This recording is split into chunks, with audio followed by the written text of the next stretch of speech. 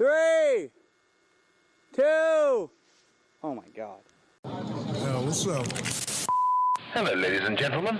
Welcome back to the program. The Airtime Podcast is presented by Van Shoes since 1966. There's nothing fake about it. Have something to believe in and be yourself. You know what I'm saying? Welcome back to the show, everybody. We have one of my favorite snowboarders. I say that a lot about everybody, but this individual specifically has motivated me and inspired me in ways that not a lot of people have. Before we were homies. Okay, cool. There was a couple video parts that I watched on loop with the music choice and everything that really resonated with me at the time. And I really think that one part in particular that we'll talk about later helped shape the rider I am today to some extent, because I really, really fucked with that video part. You've done a lot. Producing, directing, video part of the year, nominated for Rider of the Year multiple years in a row, probably over 10 covers, 20 years of being legit enrolled in the snowboard community. One of my favorites, we got Eric Jackson on the podcast. How you doing? Dude, huge fan. Thanks for having me. I come bearing gifts. So we got what are you topping me up with here? This is it's the Glenn Levitt 12. Oh, nice. You didn't want to go 20? That's all I mean to you is a 12? Yeah, that's all you get, dude. Come on, man. Double oak barrel. This is good stuff. Honestly, I'm here for it. A toast. A toast. Good to see you, man. Yeah, you too, man. It's great to be here. What's EJack been doing these days? Dude, I'm still tripping on the just sound. I feel like I'm in a video game right now. I know, it's unreal. It's intense. The sound quality is incredible, though, because our new sponsor, Skull Candy, has provided these amazing headphones, which you're experiencing the beauty of sound through. These are very nice. Yeah, thank you. Yeah. But, yeah, man, what have I been up to lately? It's summertime. So I have been, dude, I got a lot of irons in the fire. I'm kind of in this new cycle of life where, for so long, it's just been snowboarding, fishing, music. It's been like pretty, it's just like my top 3 things that I love most in life. And I've just been doing them a lot. And, in the last 4-5-ish years, I've got really into hunting, and I'm very, very addicted to it. And so, snowboarding ends, and I kind of just like, not like shut that part of my brain off, but kind of. And I just really start focusing on archery, because archery is really time consuming, and you have to be really precise. You just have to practice a lot in order to it's really important for me to be a really good shot. So you make an ethical shot on an animal if you're going to take that shot. And so it's just important to me to be as good as I can possibly be. And so I practice a lot. So really, I've kind of just been in archery land. I just got back from Montana. I went to the Total Archery Challenge, and it's really cool. It's at Big Sky Resort. You take a chairlift up and to the mountain there, and you're just at the top. And there's like 5 or 6 different courses, and they have 25 targets on each course set up, and they're foam, like elk and deer and bear and all kinds of critters. And you just go walk the course and shoot arrows with your friends. It's so much fun, dude. So yeah, I just got back from that. And that was cool. And actually right before that, I was in Texas on my first hunt of the year. And that was cool. I haven't spent a ton of time in Texas. I got family in Louisiana. My dad's from the South, so I'll go down there from time to time. But Texas is another world, man. It's hot. Like, for real. We were in the Sonora Desert, and it was like 105 degrees, and you're just like sitting in these blinds, and you're just sweating, and it's like there's rattlesnakes everywhere, and scorpions and cactus, and just like shit's trying to kill you. And it's like it's and rugged. it's awesome. And it's awesome. Yeah. I came back, and I was like so fired up on Texas, and my wife was like, "You're gonna want to move there, aren't you?" And I'm like, "No, I don't want to move to Texas." 105 sounds a little steamy. Yeah, for sure. But no, it was a cool trip. I got my first access deer, and it's like some of the best meat I've ever had. And yeah, it's cool. What's the flavor profile? Well, I would say that it's venison, but it's like, I would say it's maybe less gamey than maybe some of the standard venison that you've had, like a whitetail or a blacktail. It's just really smooth, like melts in your mouth style. And yeah, I've been cooking it with duck fat that I render. And so like you get these like steaks and you rub them down in duck fat and salt and pepper, and that's pretty much it. And it's good stuff, man. What's the butterfish? There's like that sablefish. I think it's called. Well, we had that for the first time. Jeez. Sablefish is the same as black cod. Okay, I'm that shit is sure. good. It's so good. It's like it's super oily and it tastes like butter with no butter. Yeah, I got a great. Can't believe it's not butter. Yeah, I got a great. We call it black cod, but I was told in the grocery store the other day that they're calling it sablefish now for a marketing ploy. I was like, what is sablefish? I was like, it looks like black cod. He's like, that's what it is. Same thing. But we do like this miso brown sugar recipe that is top notch. I'll pass it along to you. You and Whit? Yeah, me and Whit. Legends. Lovely wife there. She's the best. So what's your career highlight in hunting thus far? Career highlight. I mean, I'm so new to it. Although like I have just gone so full on into it that I'm definitely learning at a faster pace because I'm super committed to it. So I'm like building bows and building arrows, and I got all the equipment to tune everything. And it's part of that's from necessity, just because I don't live nearby a bow shop, and also it's just my personality. Like if I'm gonna go into something, I'm going in full 100%, and so I'm into it. But man, I don't know, like biggest. We made a film called River it was my first elk hunt, and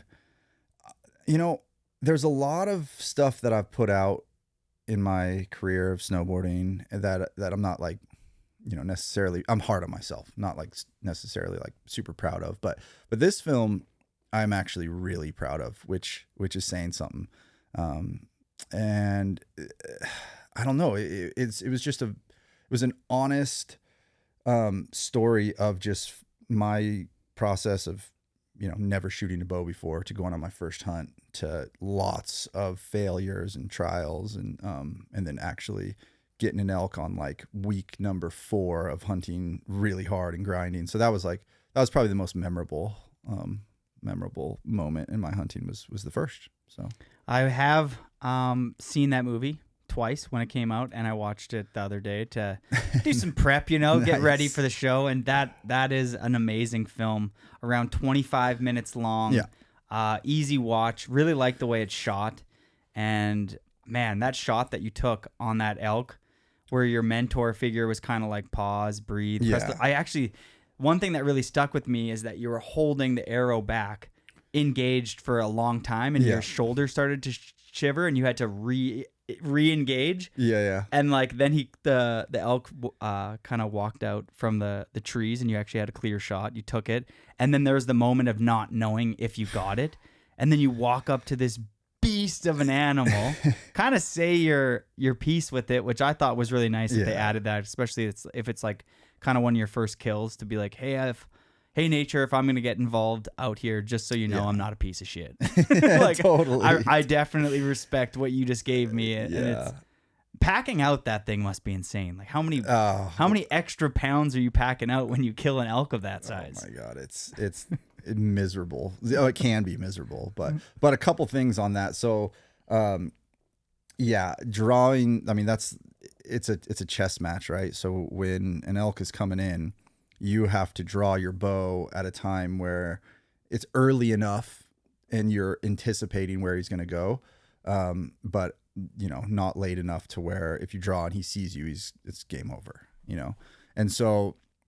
Yeah, that particular time I drew, and he was a little further than I wanted to shoot, and he stopped like behind this clump of trees, and so I was able to let down and then just kind of like wait for him to do his thing. He was like 60 yards away, and then he walked in, and my mentor Johnny, he was ranging for me, which is really helpful. If you're hunting on your own, it's you got to be really good at guessing, or you have to like pre-range like a tree or a rock, and you kind of have like an idea in your head how far away he is.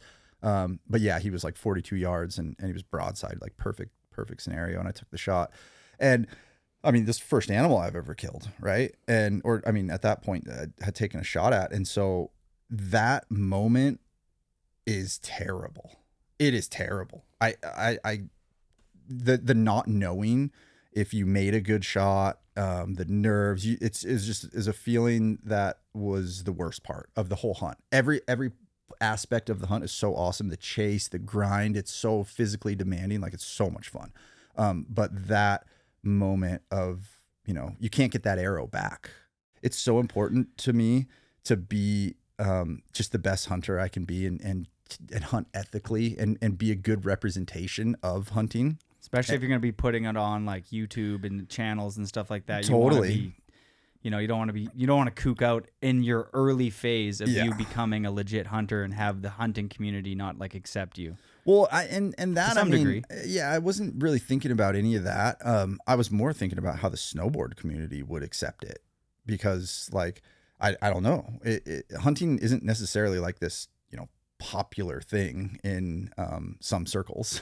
I think it's amazing. I love that. And I think that there's a lot more common ground, that for people who maybe are animal rights activists and who just love animals and they just see an animal dying and it hurts them, and it bothers them, and so they're against it. And like I respect that. I mean, that's your decision. But I think once you actually like sit down and have a conversation about like what hunting is and why you hunt and what it does for conservation and like, I mean, we could go into the weeds about that, but yeah, it's really important to me to just be ethical. And so that killing is the worst part for me. And I've killed 5 animals now with my bow, and it doesn't get easier. Like, it really doesn't. The killing part sucks. You just, I don't know. It's hard to explain, but like, I love hunting so much. I love the chase.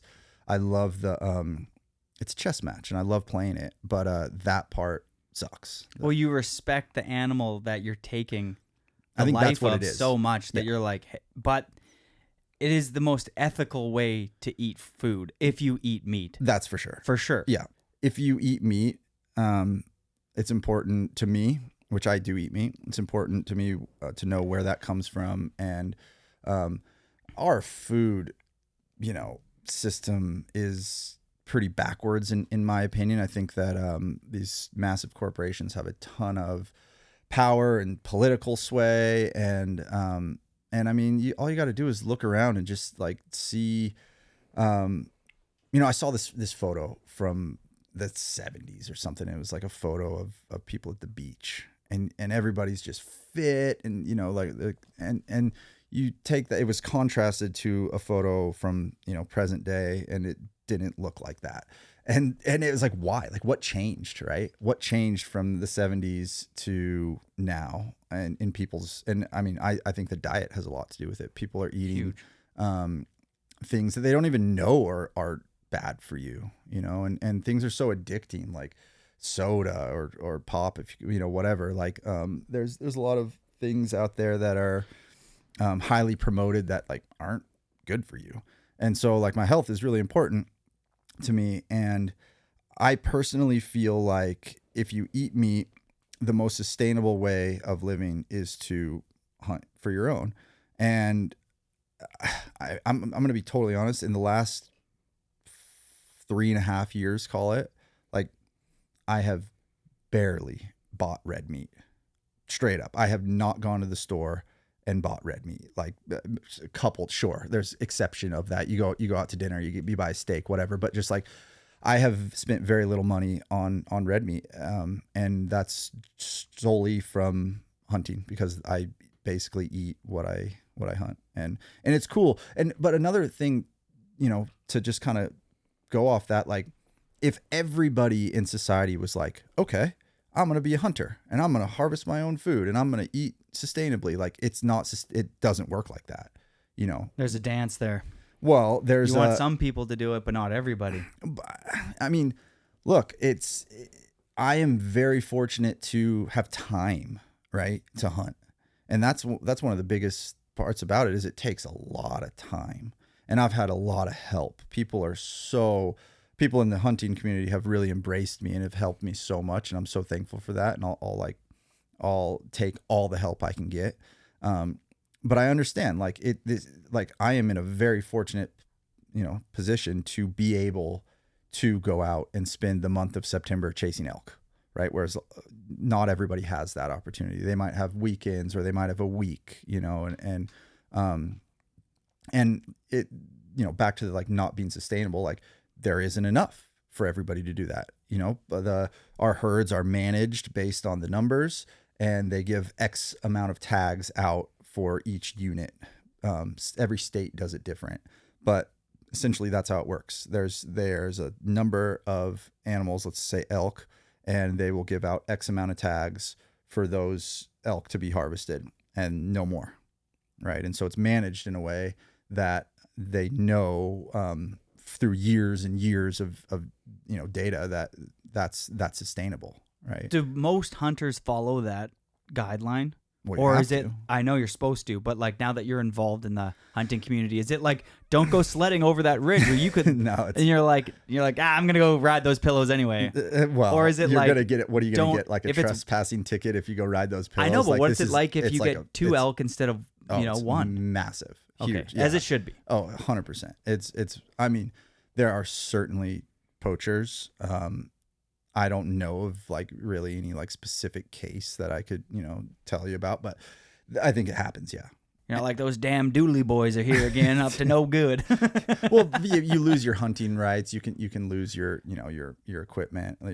Like I've never hunted with a rifle before. I don't have anything against it. I just am like so into the bow. The bow is just like, it's primal, man. I like it a lot. I actually, before we recorded, I thought would be an interesting stat because I didn't know. I was like, when was the bow and arrow invented? Yeah, well, I don't know. The When? earliest fossil they found was 20,000 years, but Jeez. some believe 60, which is like a long time. If you think That's a long- 60,000 years ago, people were using, and then if you tie it back to your lineage, it's like that's, generations of Yeah. Eric Jacksons. So then when you go into the woods and you get into that state, you're kind of clicking into something that conscious being that I don't think a lot of people could articulate or put into words. Yeah, totally. I mean, it doesn't matter what your beliefs are. Like hunting is deeply ingrained in our DNA. It has been since the beginning of time, whenever that started. Like it has been, man.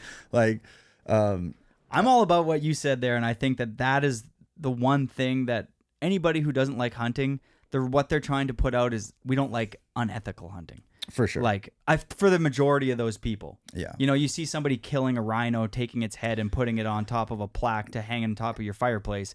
That's where a lot of people, they associate that with hunting. Yeah. And there's a lot of, dude, look, there's shitty people in all aspects of life. Well said. And you're going to have bad actors that are going to bring a bad name on anything. It doesn't matter what it is. And so, yeah, I really care about hunting and I really care about doing it ethically and it's really important to me. So that's really all I'm trying to do is be a good steward of the land, of the animals, and represent hunting in a positive light. And I hope that shows.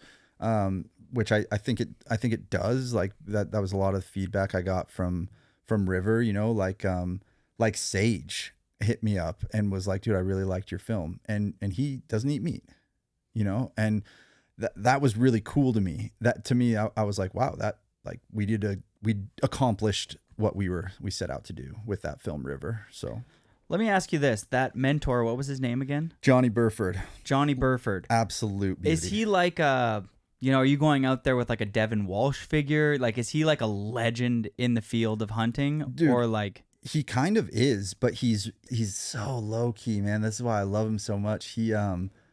He's just underground, and like Nice. the people who are like, in the community know. Like a Wyatt Stasnos. Totally. He's like a Wyatt.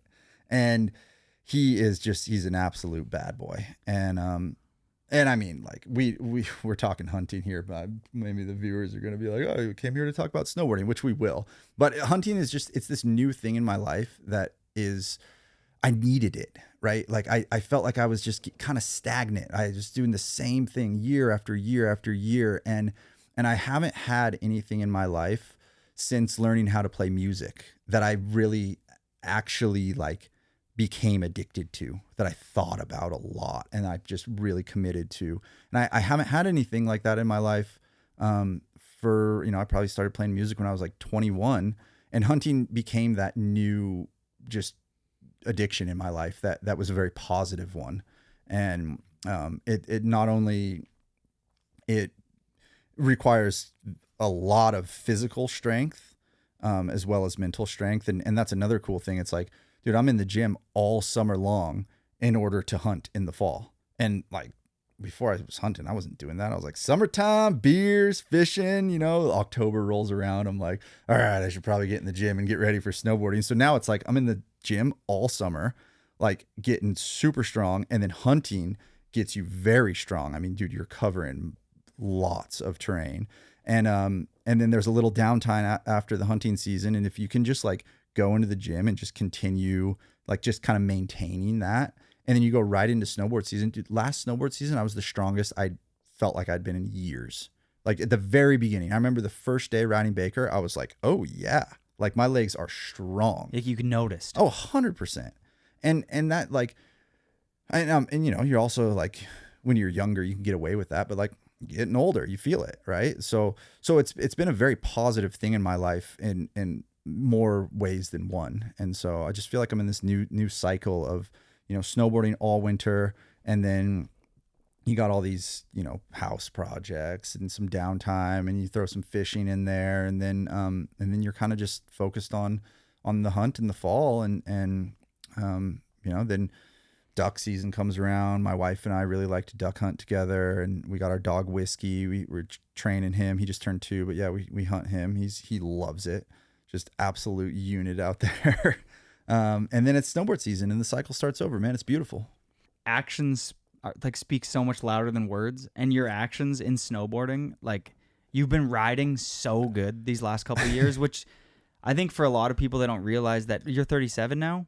I think I'm 36. 36? Am I 37? It might be 37. 36, 37, whatever that number is, doesn't matter anymore. 37. But like, it's like, damn, you continue, like the last film that you made alongside Darcy and a handful of other people. Oh yeah, PrÆy. It's like, man, you're not slowing down a beat. Like you're riding gnarly things. You're slamming just as hard as you were 20 years ago, but you're also like riding at a level that someone like, I don't know, Red Gerard and Ben Ferg and everybody that's the next generation still goes like, damn, Ejac buckles up. I don't know about that. What do you mean that back 7 that you did was huge with Raz? Oh yeah. That thing was beast, dude. Dude. Yeah. I mean, I like you were saying, you're your worst critic. Oh, for sure. Always. But like, I love snowboarding so much, and I still feel good. My body feels good. And it kind of goes back to that, like, I've got a little like more serious about being strong and like entering the season, like ready to go. And also it's like injury prevention. You want to talk about slams, like that opening slam section in PrÆy.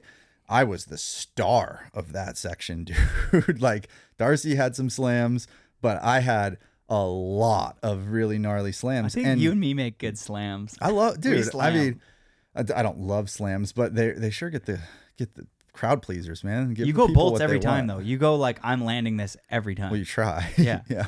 Even if you go deep, you're like a kazoo. You know what I mean? Dude. You're like, fuck, I'm deep, but I'm gonna try to land this anyway. Yeah. You're like, there was one back 7 off the Hollywood cliff that year that which was the first time I'd ever hit that, by the way. But I did a switchback 5 on it, dude. It shoots so well, and Aaron Leyland shot it like kind of different too, which I thought was cool. But I did a back 7 after that, and I was going so deep, and I was landing in one of Rasman's bob holes, and I saw it, and I was just like, I thought my best option was to just try to power through it, and I barely did it. It hurt. Like I like landed and I was like, ow, that hurt my knee, but I made it through. But yeah, I feel like if you would have just gave up on that, like it probably would have been worse, you know?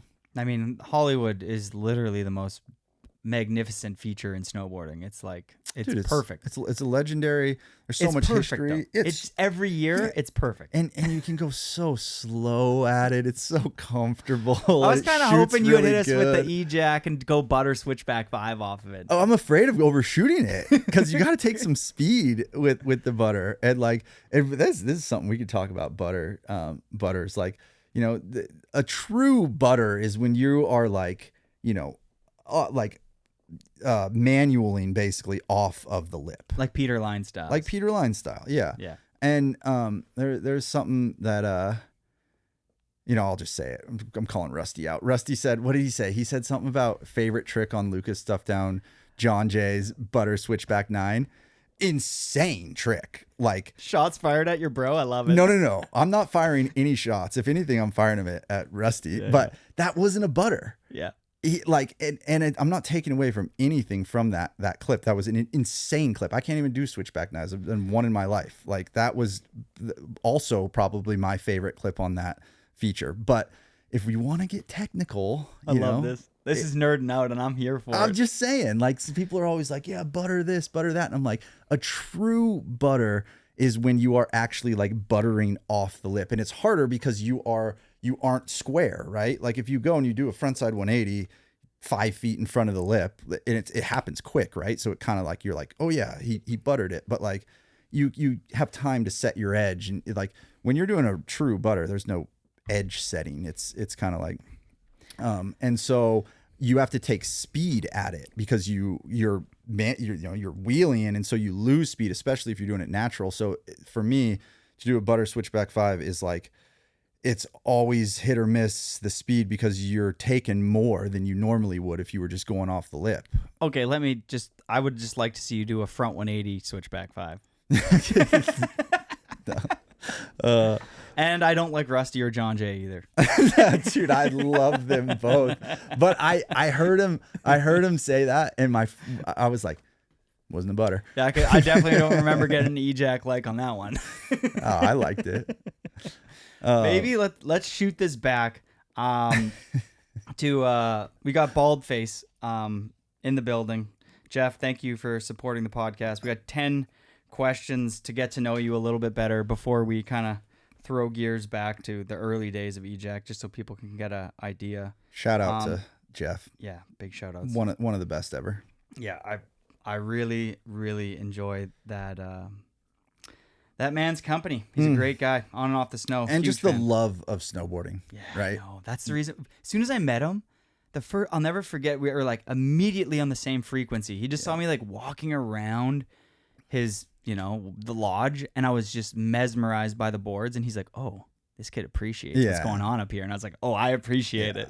No, he's the best, man. That whole family, Estelle, like, so cool to see Estelle just like growing into the incredible boarder. And I mean, obviously, like, she grew up riding Baldface and with a dad like Jeff, riding with Jamie, and just so many people throughout the years. But it's like, I'm really excited to watch her and what she does in snowboarding, because she's one of my faves. Yeah, same. Robin was just on the podcast, and she said that Estelle was the standout at her event, research and development, and I got to see a couple of those clips, and she absolutely killed it. But all right, question number 1: your favorite artist at 18? We're talking music here. Oh, buddy. Okay. I think 18 was kind of like transition phase from like heavy hip hop, like Tupac, Biggie, Dr. Dre. Throw a little big pun in there, but and then I was getting really into reggae.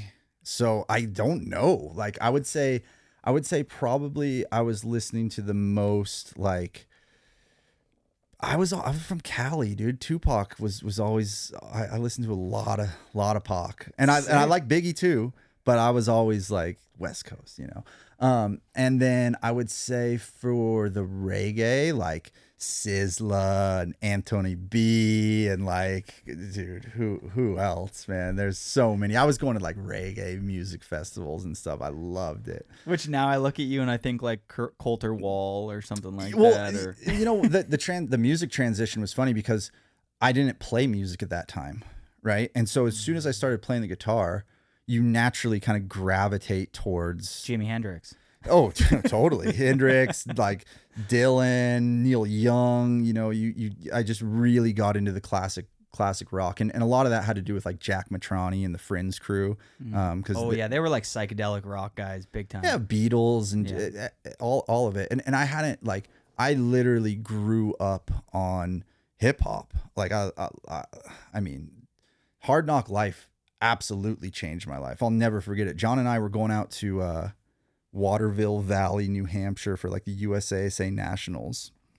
And he had just bought Jay-Z Hard Knock Life. And it was like a battle. And it was, you know, CD. So we both had our disc, whatever. They weren't Walkmans. CDs. Yeah, well, yeah, they were like the Discmans. DVs? No. Oh, this was okay.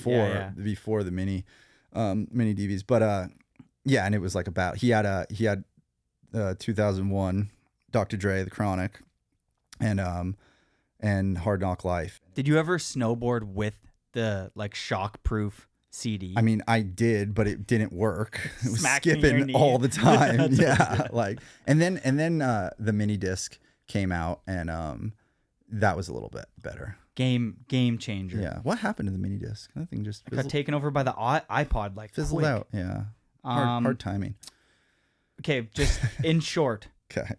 now that you're older, Biggie or Tupac? Tupac all day. I'm saying Biggie. That's fine. We can agree to disagree. All right, first concert. Blink 182 maybe. Jealous. Loved Blink 182 growing up. Yeah, I think it was Blink 182, and it was at Canyon Lodge in Mammoth. That's what was. Would that be like Dude Ranch or before? Yeah, no, it must have been Dude Ranch. Dude Ranch was like the one. Yeah. And there was another. They played with someone else too, but yeah, I think that's probably first concert of memory.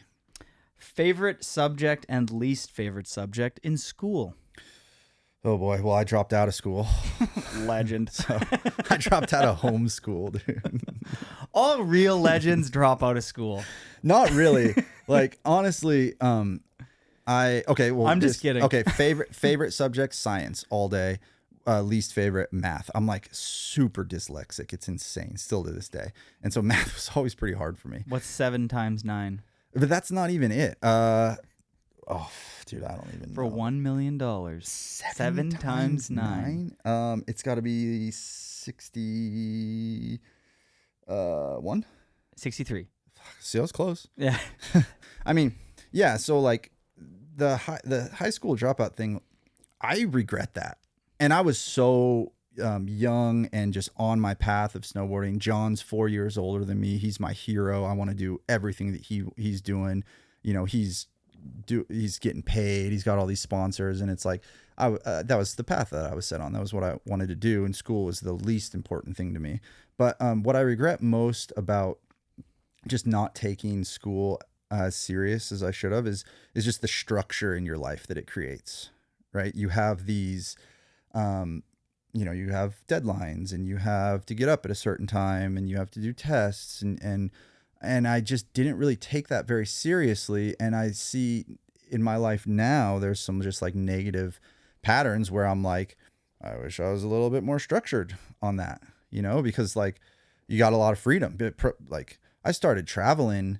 I went to Japan with LibTech when I was 15, with Alistair Schultz, and I went to, right after that, Chris Owen took me to Finland, and we stayed at Jussi's house in Helsinki, and like I was just thrown into it. Right. And so school was not a part of that plan. And so from that early age, you just get so much freedom, and you just kind of get used to that. And I felt like I see it now where I'm like, maybe if I would have taken a little bit more time in school and just took it more seriously, that maybe I'd have a little bit more structure in my life now.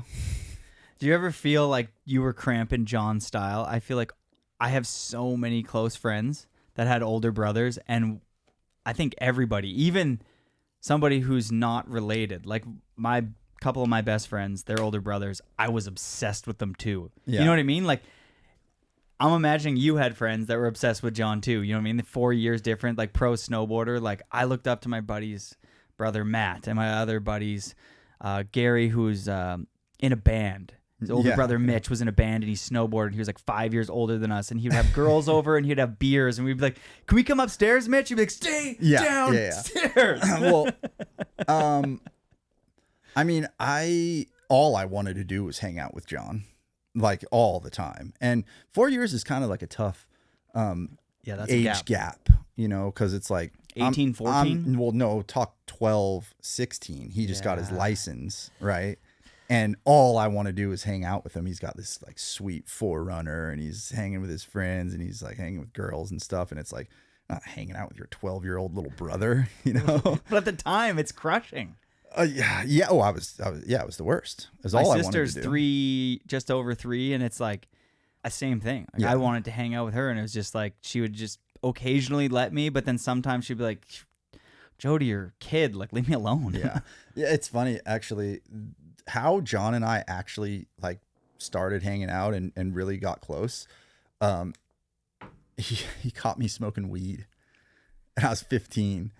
And I remember him. He came up to me. He caught me, and I was like, I don't remember exactly what happened, but Don't tell mom. No. This is what he said. He goes, "I can't hide it from you anymore." And we like smoked a bowl, and then like we started hanging out. No, I'm serious. That's so sick. It's like totally what happened, and yeah, man. I would say that was the start of us like actually like getting. I mean, we're close. We were brothers, but like we weren't really hanging out or anything because of that age gap. Yeah. And so yeah, weed. Weed's tight, and weed's also not tight, depending on who you are. There's nothing worse than knowing you don't like weed, and then someone's like, "Hey, you want to hit this joint?" And you're like, "I think this time's gonna be different." And it's like, nope. Yeah, and then you just get reminded of why you don't like it. Yeah. All right, moving along here. What were you super into as a child? Like, we're talking here. Semi trucks. Ooh, nice. Big time.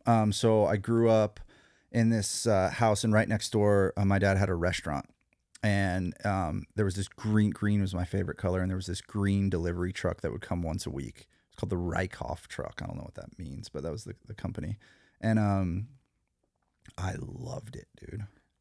I would get so excited when the truck came, and it was this big green truck, and I had like, you know, mini semi truck toys, and I thought I was gonna be a truck driver. Straight up. That was what I like at that age. This is probably like 8, 9, you know, at that age, like, what do you want to be when you grow up? Truck driver all day long. I swear. Bag of spits, 2 liter of cola. Yeah, for real. Broken back from just like sitting all the time. That's the second question was, what job did you think you were going to be doing? Boom, And double whammy. Truck driver. Yeah, double Hell whammy. yeah. I don't know how people do that, by the way. That's insane. Yeah, respect to him. Keep like keep day the in, country. day out. It keeps the world spinning. Yeah, straight up. Like, if you're good at staying awake at the wheel for that long, like, legend. Yeah, for sure. All right, first job. Did you skip that? God, I kind of skipped that. You obviously. I feel bad about that too. Okay, I mean, look, I first money I ever made, and this is translated to life today. I'm just a total rock nerd. I love going finding rocks and fossils and stuff. But I would go find these cool rocks, and I would paint them, and my dad would put them for sale in the restaurant. And so people would buy the rocks, and I mean, they weren't like good or anything, but like people would buy them for you know, Your charity. dad was buying them. No, You sold 6 today. No, I have a very distinct memory of this couple coming in and buying them, and like, you know, coming down to me and thanking me, and they were like $5 or something, but no. And then I mean, I was like, I would go mow lawns and garden, pull weeds and like stuff like that. But like, as far as a real job, I've never had one. Yeah, I love when people who never had a real job try to tell you they've had a job, and that was you trying to muster up a job. Yeah. I pulled weeds. Well, and no, somebody I mean, bought my I rock said, collection. No, I owned it from the beginning. I said I skipped that. I'm stoked, man. Everybody who's ever had a job and their first job is typically shit. It's just extremely jealous. So way to go. I mean, LibTech gave me my first paycheck when I was 14 years old. That's incredible. What was the first paycheck? I think it was $500 a month? No, I think it was 2. That 2 at that age in the early 90s is like, you know, that's for a kid. Yeah. You're like living at home. You're like $200 a month. Yeah. I can buy a skateboard with well, that. I guess it was probably 2001. Okay, so you were like 14 years old. I was 14. Yeah, 14. What do you have? You're living at home. You Yeah. don't need anything other than you need snowboard stuff, and you're getting free snowboard stuff. You Yeah. have the one expense that you would need. Yeah. And I mean, that's the thing. I think that's why like my parents really supported us so hard, other than just like, being awesome parents. But we didn't have money at all growing. I mean, we always had food and roof over our heads. But like when they saw, starting with my brother, like just all these boxes of free stuff, and then like that was what I was doing, I think they were like, okay, there's something here, and then paychecks started coming in, and they just like, so thankful for them to just totally support that. Like when I dropped out of high school, I was living at Dave Hatchett's house with Mods Johnson and Mark Landvik, and we were filming, I don't remember what Standard Films film we were working on at the time, but my mom, probably before that. What was before Draw the Line? I think it was Lost in Transition. It was I think it was Paradox. Oh yeah, okay. Yeah. I'm pretty sure it was Paradox, but my mom just sent me, like to Tahoe with a whole backpack full of books, and I like did him for, a couple weeks, and then it was just like, if you've ever been to Dave Hatchett's house, he has like the most insane arcade in his basement. He's got like pool tables, he's got freaking Street Fighter, he's got just all these awesome Pac-Man, all these games, and it's like I'm just kind of there with like a bunch of my heroes, and school was just not happening. So yeah, school books or play pool with Mads Johnson. Yeah. So my parents were very supportive with that, which was cool. That is amazing. That was a good sidetrack from the first job. Legend. Yeah. What was your first car? GMC Sierra. All I right, paid 10 grand for it. That's actually quite a bit. Yeah, my grandma gave me 5, and I had 5 saved up, and then I had to pay. That was my first like loan, right? And so I had to pay it back, and I learned how to pay my bills every month.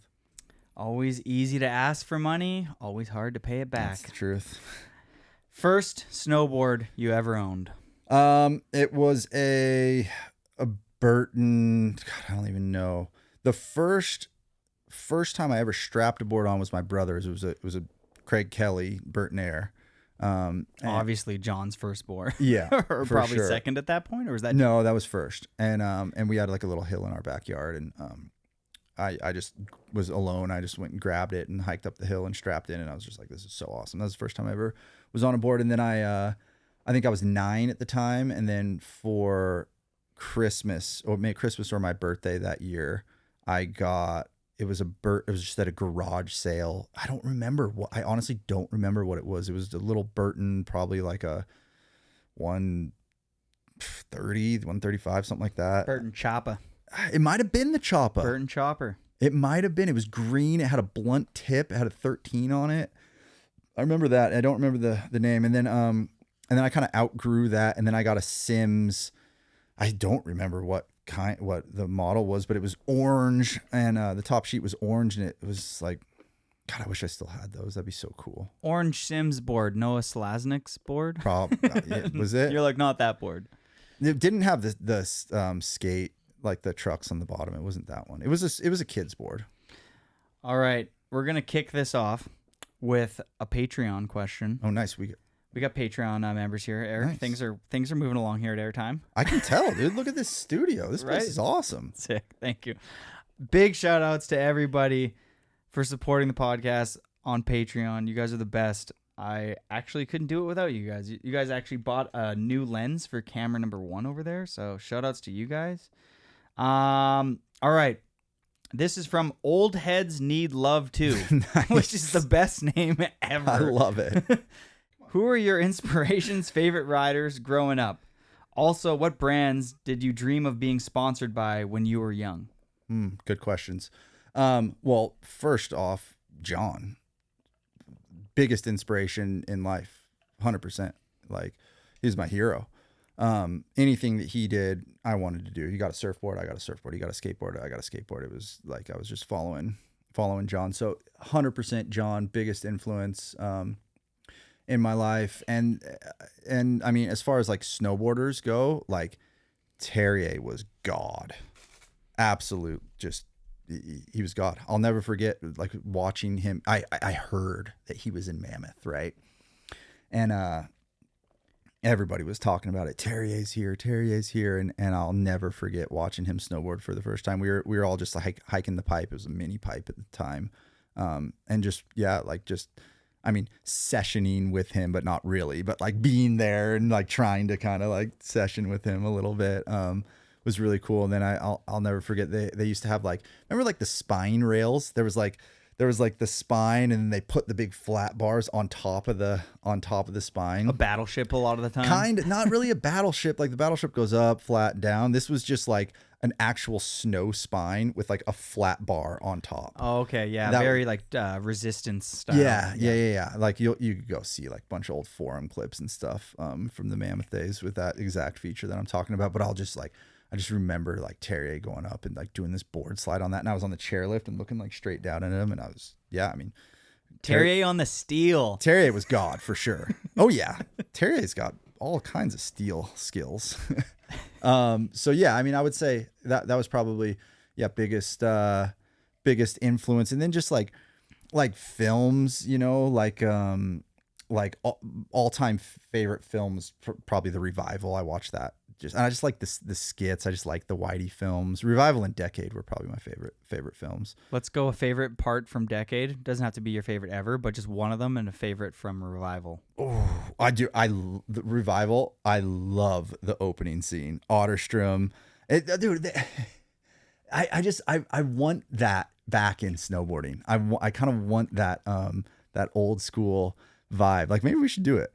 But it won't be. It won't be as cool. Everybody though. wants their first video to get like remade, but in a good light. Like I want someone to redo like True Life, and I don't know what would be Video Gangs, and like do it proper. But like I don't know, like maybe it's been done and we should leave it alone. Yeah, that's for sure. And then Decade. God, there's so many good ones. I don't know. Peter Line. Yeah, good pick. Like Peter Line. Yeah.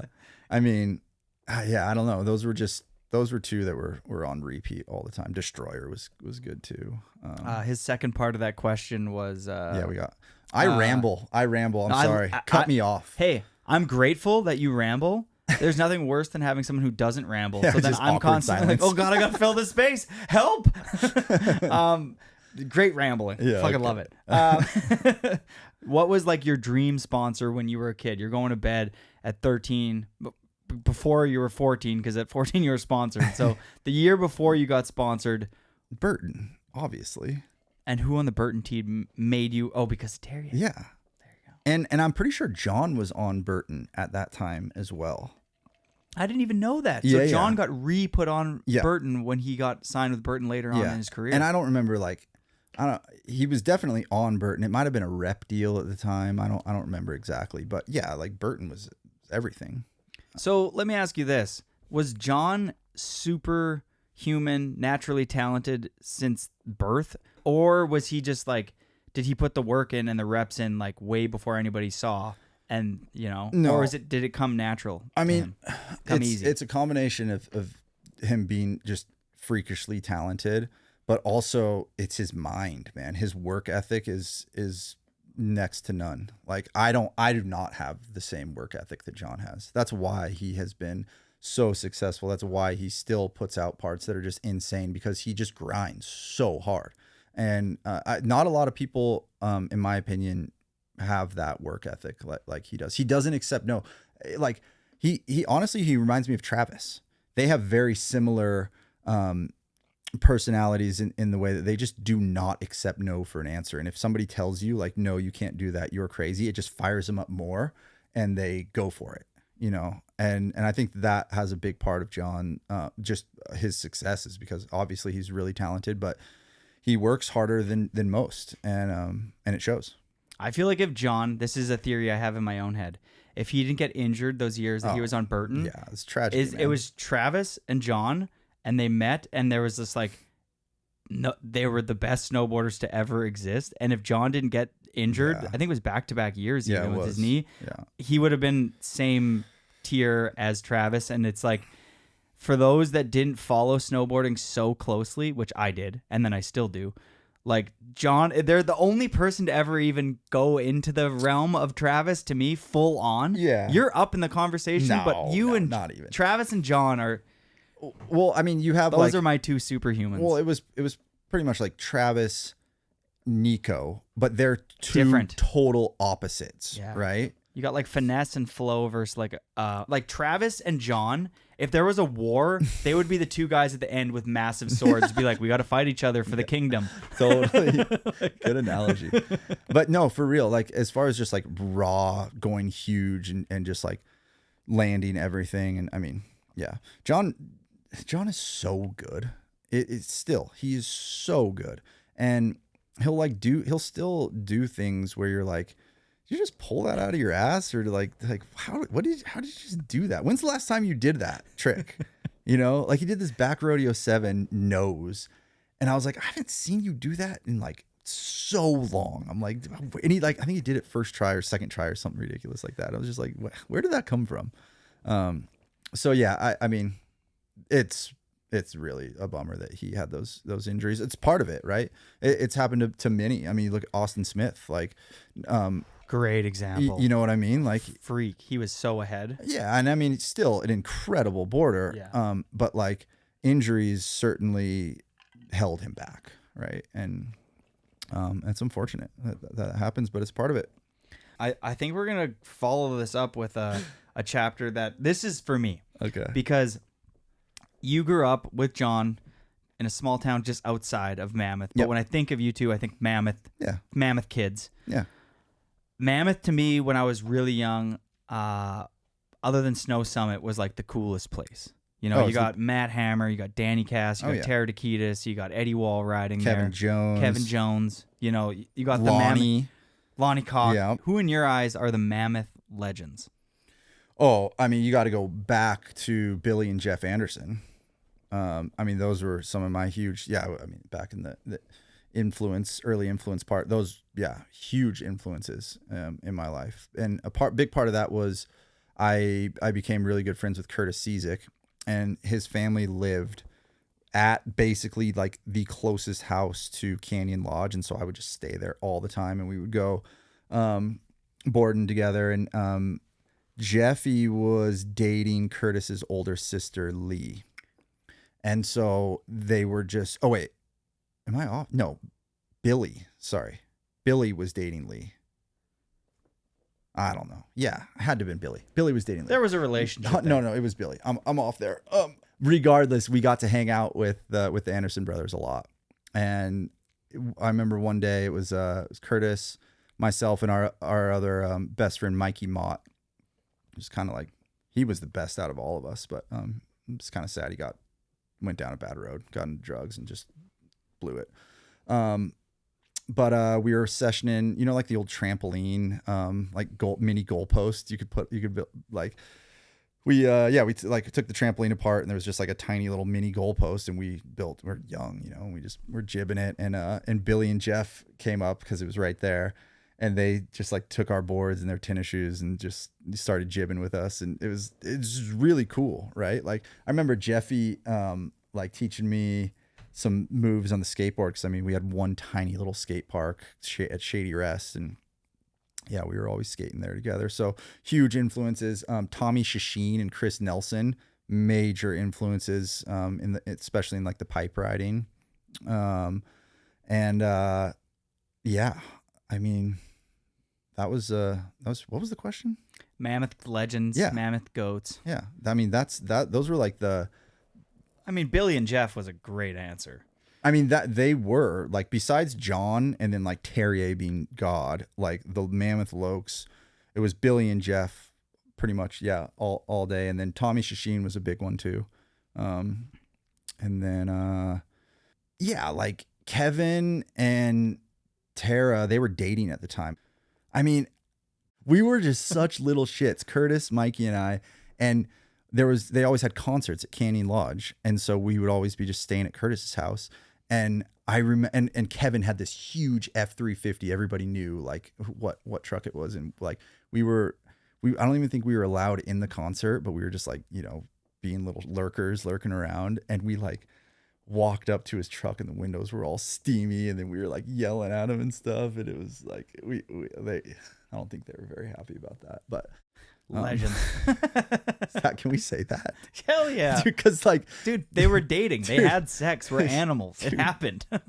I don't know if we're allowed to say that. Kevin Jones was ahead of his, I feel like a lot of times he doesn't get brought up almost enough. Oh yeah, for sure. Sometimes when I rewatch all of his parts, I was like, you could ride absolutely anything. Oh yeah, he's such a freak. AK gnarly lines Yeah. to the rails. And I'm a huge fan. I don't know, we might ramble a bit here, but that time in snowboarding was so cool, man. I'm so thankful to have experienced that time. And I was just a grom, the grenade days. I was in Mammoth during that whole movement, right? All the East Coasters moving out, Danny, Lane, Knack, dude, Rom Clampert, dude, so many. Bobby George. Actually, Bobby George is an OG Mammoth inspiration. Bobby, great dude. Shout out Bobby. But yeah, man, that was such a cool time to be involved in snowboarding at the most minimalist level of it. I was just getting kind of into it, but to experience that was so cool. And I'm not saying anything bad about snowboarding now. It's just the natural evolution in life. Things are going to change and they're going to evolve. But it was just different back then. And it was more just kind of punk rock, nobody really cared. It was just being a little shit was really celebrated, and I liked it. It was I liked cool it way more. No, I'm not way better. I don't want to diss on snowboarding now at all, but it was just a different time, and I'm happy to have experienced some of it. Snowboarding hasn't changed. The industry and the what that means and what that is and what it priorities have changed. Just, social media changed so much of it. It ruined it. There's no way that someone could give me an argument that's better than it ruined it. There's certainly an argument there. I mean, there is an argument. There's also I get that there's a lot of things that have changed over the last 5 to 10 years that were really important. And I'm not dogging on that, you know what I mean? No, all the old snowboard videos didn't even have women in any of them. So it is Victoria, I was still to this day, Victoria, in my opinion, is the best female athlete to ever ride Alaska. Best style ever. It's just, Flow God. Dude, no taken away from any. Robin, Elena's crushing it, dude. There's so many good females riding today, but I think that I don't know, something about her riding, and she would go huge, dude. She would air massive cliffs and just ride so fast. And yeah, to me, GOAT, best ever, best of all time. Yeah, I am a super fan of her. She's on the wall right over there. Got Victoria. So. Yeah, she's back threeing a step down. You got some really nice wall art going on in here. Yeah, we need an E-Jack poster. Yeah, you got some room. Maybe I get one. Yeah, we actually got a couple. I need a standard poster too. So maybe I think I have some old standard ones. Let's touch on standard as a chapter in your life and what it meant to get the nod to be in that film. Yeah. What kind of that all looked like, and then maybe the transition out of it. Yeah. It actually all started riding the June Mountain Pipe with John and Matt Hammer. We were just sessioning, and Mike Hatchett was just on the deck filming. And when you're kind of sessioning a hit, it's just that's just kind of where the pipes did not used to be as good as they are now. But there you would find the nice spot to do a hike up and do a one hitter in the pipe. And that we were just all kind of sessioning this one spot that just happened to be the best spot. And I did an air to fakie, and I used to do this alley-oop McTwist thing, and I would do them I would just do them alley-oop McTwist to regular. Then I started doing them to 9, and I just did one, and I didn't even know Mike Hatchett was filming me, and it ended up being in the cameo section of Notice to Appear, I think. Yeah, big film to be in too. One clip, baby. That's all you need. And notice to appear. Yeah. Oh, that was what's his name? Did the Switchback 10 in that movie? Why am I drawing blank? Heike. Yeah. Oh, that was insane. a big year for Heike. Oh my god, dude. Heike, huge fan of Heike. Yeah. The Olympics. Oh yeah. Mohawk, just love it. See, that's what I'm talking about. Like the punk rock. Like I don't give a fuck. I miss that. You know, and like who like are there any like for sure in the rail community? Yeah, I could see that big time. There's like a lot of smaller niche crews that I would say that are really about that are a little bit, but sometimes I don't know, because maybe it's because they're on social media and social media always comes off a little bit like meh when you're trying to be punk rock on social media. You know what I mean? Yeah. If you're punk rock, you need to kind of just like live it. Like Parker Zamowski to me is a modern day like Jamie Lynn. That. Yeah. He's got like, he's such a nice, humble, well-spoken, like good soul. Yeah. But he's just bad fucking ass. Like, he's like a Wes Makepeace, like that kind of genre. Yeah, that's a good point. I actually got to spend some time with him on Thompson Pass one year in Alaska. Good kid. And it was so fun hanging. Yeah. Yeah, like it was good crew. Jamie, Parker, freaking Jake. Yeah, good crew that time. But we're rambling. Where were we? Standard Films. Oh my God, E-Jack is Standard going Films. in, and you get to film with people like the Hatchet Brothers. Well, no. So like, I got a clip in Notice to Appear. Oh yeah, that's where we were. And then the next year, which this kind of hurts me, but the next year I believe was White Balance, which was a standout film for me. Like that film was incredible. John J. Opener, Matt Hammer Ender. Dude, and my God, man, like Terrier's part where he like airs over the waterfall in Sonora, the method over the waterfall is just like Mads Johnson, Air to Fakey, shot black and white on 16. It's like the whole film. That's a so good. Great film. If you haven't seen White Balance, watch that one. Gotta watch it. That's my favorite Standard film. Maybe. So honestly, it might be mine too. Yeah. That one or Notice to Appear. Those two are probably my top two. But so Mike Hatchett gave me an opportunity to film with him, and I'd never ridden a little bit, but I'd never really ridden a snowmobile. And so this was for White Balance.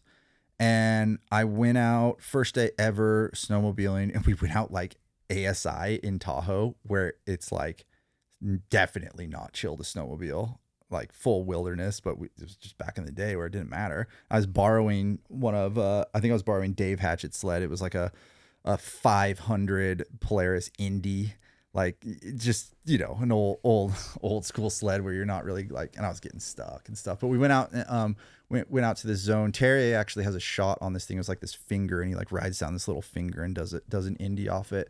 But I remember like, it was me and Matt Hammer that day, and we get up to the top of this thing, and I'd like never like really ridden backcountry, and it wasn't even a line. It was basically like a drop, but blind, super blind. And I was just like, I remember being up top and just like getting on the radio and be like, is this where I'm supposed to go? And I just remember Mike getting on the radio and being like, I think that you need to scope your line better. And I was like, oh my God, dude, I'm like, this is my first day out ever, you know, I have like no idea what I'm doing. And so it was like a little double drop, and it just like went way too big and just exploded at the bottom. But it was a good learning thing. And then I went back up and I did the little double thing, but it wasn't like anything cool. And then I went out like a couple days in Tahoe. I got like a front 7 and just like a couple just whatever shots, and I didn't make the film. Standard's notorious for that. Yeah, did not make the cut. And so the next year I got invited again to go out, and I want to say that was Lost in Transition. And John and I ended up sharing a part there. And I think most of my stuff was like in the park, and we did like, oh boy, there's a crazy story. We went to Mount Hood. There's a crazy story there that I don't even know if we need to get into, but we shot a bunch of stuff at Mount Hood, started at High Cascade, and then we migrated to Wendell's. Can you elaborate, or is that a no? Fuck it, dude. This is my first time ever at a High Cascade without being a camper. I always went as a camper. LibTech would let me go there, and I would just stay in the dorms with everyone, and it was so fun, right? As a kid, like that was the dream. best. And so I was 15, and this was my first year going to Hood without a camper, and it was me, Jeremy Grindle, and my brother John. And dude, we're just little shits, man. We have a hotel, like that big grocery store was never there. That used to be volleyball courts right next to the skate park in Govey there. And we had a 3-man water balloon launcher, and like throughout the week we were just causing havoc, dude. We were just launching water balloons like into the skate ramps, like the first water balloon we ever shot. We were what's the God, why can't I think of the name? What's the restaurant right there? The classic restaurant in, oh my God, I can't think of the name. I feel bad, but I don't spend enough time there. I go like once every 2 years. I'm not a big anyway, whatever. It doesn't matter what the name is, but we had a hotel that it's like a restaurant, and there's like rooms above it. And there was like this long, like kind of like hallway to a window. And we had the 3-man water balloon launcher like in the hallway, and this car drove by, and I launched the balloon, and he had his window down, and the balloon went through his driver's side window and hit the back window, and just the window didn't shatter, but the balloon did. And it was just chaos, right? And so we were loving it. It was super fun. We were drinking Steel Reserve, Tall Boys, dude. Like Chew was really cool at the time. And like being kids. Dude, totally. And it just ramped up, man. We just got like huckleberries. That's what it's called. It's huckleberries. It got like it kept ramping up. People were it was like 4th of July, fireworks were going off, and then we were hiding in the volleyball court, and across the street is Charlie's, the bar where everybody goes. And dude, we just started launching. We had backpacks full of water balloons, and we were just launching water balloons across the street. And there was a metal roof on Charlie's. They were just smashing, dude, just boom, boom. We were like rapid fire because we knew like it wasn't going to last forever. But we were drinking, and maybe weren't making the best decisions, and our wits weren't quite with us. And so dude, like this mob of people come out of Charlie's and like surround us. And like, it's like Preston and like, I don't know, man, maybe Kevin English. There was a ton of people there, and Preston got really upset with me, and he kicked us out. He blacklisted us from High Cascade. And somehow I was the only one that like got caught and got blacklisted. We're like nothing against Preston. We were being absolute little shits. I was mouthing off and like a total punk, like deserved all of it.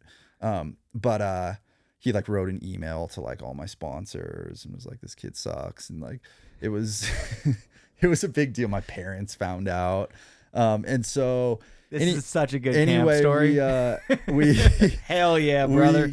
We ended up getting kicked out of Huckleberries and moved to the Thunderbird or Thunderhead down the street, and we moved to Wendell's, and in that Standard Films, I think it was Lost in Transition, John and I both got some shots from Wendell's, and that I was riding like this custom like pink. I used to ride Barrett Christie GNU boards with LibTech graphics, because LibTech's made in America, and they have their own factory. They can do whatever they want. So they'd give me like a Barrett Christie blank and then put Lib graphics on it. So I had this like hot pink base with the Lib poly on it. It was pretty cool. Summerboarding. Nothing worse than coming up short in the summer, bruising your heel, and going home for the summer. Yeah. No, totally, dude.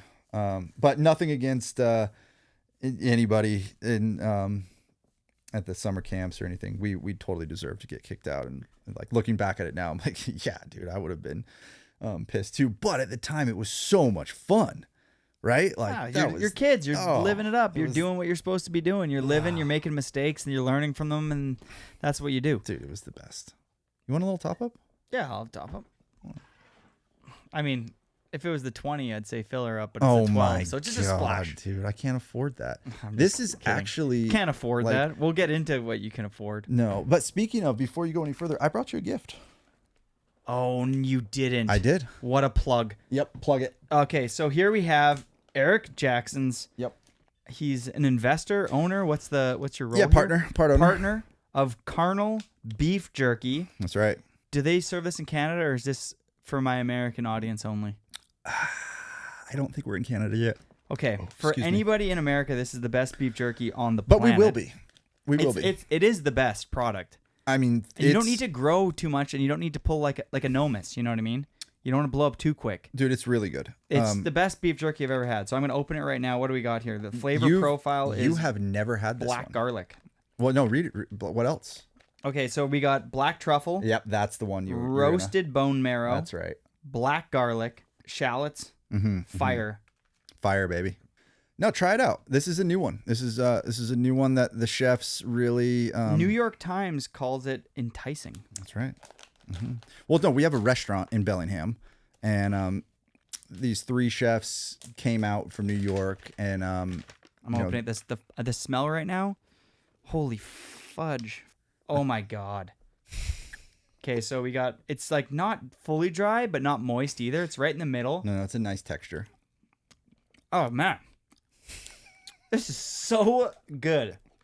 Man, whiskey and Carnal Beef Jerky. Don't even sponsor the podcast, but it's a good product. Thanks for the plug, but it was just a gift. It's delicious. Yeah. You don't want any? No, it's for you. You should try the beef jerky with a little bit of that whiskey. It's incredible. I just put a snooze You just put a snooze in. in. Yeah, but you can't say that. Are you doing? This is for the kids. Dude, people need to navigate life as they need to navigate life. That's true. And nicotine's not like you're like, It's not great. I've been on 5 days off the nicotine. Oh, well, we're going to change that at the stag real quick. Yeah, I know. I brought 2 logs up. Oh, shit. Generals? Oh, yeah. Ah, The good stuff. yeah, totally. But there's something about when you do a product. So snooze, for those that don't know, is like you take a little pouch and you stick it in your upper lip. The white ones stress me out.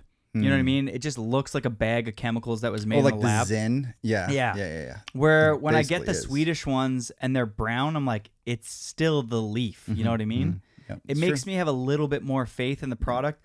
Both Not good ain't for good you. for you. No, definitely not good for you. Similar to whiskey. Don't recommend it. What's your thoughts on alcohol? Do you think alcohol is terrible for you? Well, it's not good for you, but I mean, and like some people could listen to this and just call total bullshit, but I am heavily addicted to snooze. And I can totally just not drink, like Same. and it be no problem at all. Did you ever overshoot drinking and it become like a bit of a problem in snowboarding, or did you one point be like, this isn't beneficial for my career, and you pull out of that a little bit? I just went through a party phase, right? Like from even before 21, but yeah, like I went through like a music festival party, drinking drugs phase, and I just got to a point, honestly, where I was like the most unhappy I'd ever been in my life. And ironically, it was like kind of during the time that I was like, winning some stuff and like what I thought was happiness. Right. And it was quite the mind, turnaround because I was super unhappy. And I think that probably, I like took a step back from partying and, had all kinds of things going on. Sports psychologists and injuries play a role in that. And, so like I just had a party, years of partying for sure. And, then I just took a step back, and I'm like, don't get me wrong. I'm down to go out and have some drinks with the boys, but I'm married and, like I just don't really go out anymore. Like, what I do like doing? I like going out and playing if there's something to do. If I'm just going to the bar to drink, it's like I just not really having like the best time. If there's pool or like shuffleboard or like some sort of like activity that we can like do, all about it, dude. Let's go. But Darts. I love darts. Love darts. Yeah. It's Around the world, great time. yeah, but I just I don't I casually drink, and I saw this stat. Here we go. We're rambling here. I love I this saw ramble. this so I've been hitting the gym like insane, right? I've been going like pretty religiously to the gym, and I had just got back. This was last summer, and I just got back from a total archery challenge, and like we drank a lot, and I just came back feeling, you drink for a couple days straight, and you're like, I just feel like an absolute pile, right? I'm never drinking again, right? Yeah, totally. Like But you feel like a dehydrated lime yeah, on and the counter for and like 3 months. you want to talk about social media and the algorithm, dude. Like I saw this video and it was this like trainer talking about how if you work out and then you drink alcohol afterwards, you lose 60% of your workout, like of your gains. And his reasoning was, and like you can see you get so much information. I don't know if that's true. I have no idea who this Take it with guy a grain of is, salt. but it affected me, right? So he said that you lose 60% of your workout because if you drink alcohol like probably, right after or hours after or whatever, because your body has no choice but to process the poison, which is alcohol. It is a poison that goes into your body and your liver has to process it first, right? So Over the effects of the workout. yeah, everything that you just did, and if you like drink a protein shake or whatever, like everything that you just did gets halted to process this alcohol. And so I saw that, and this was probably in July of last year, and I was just like, I'm just not going to drink.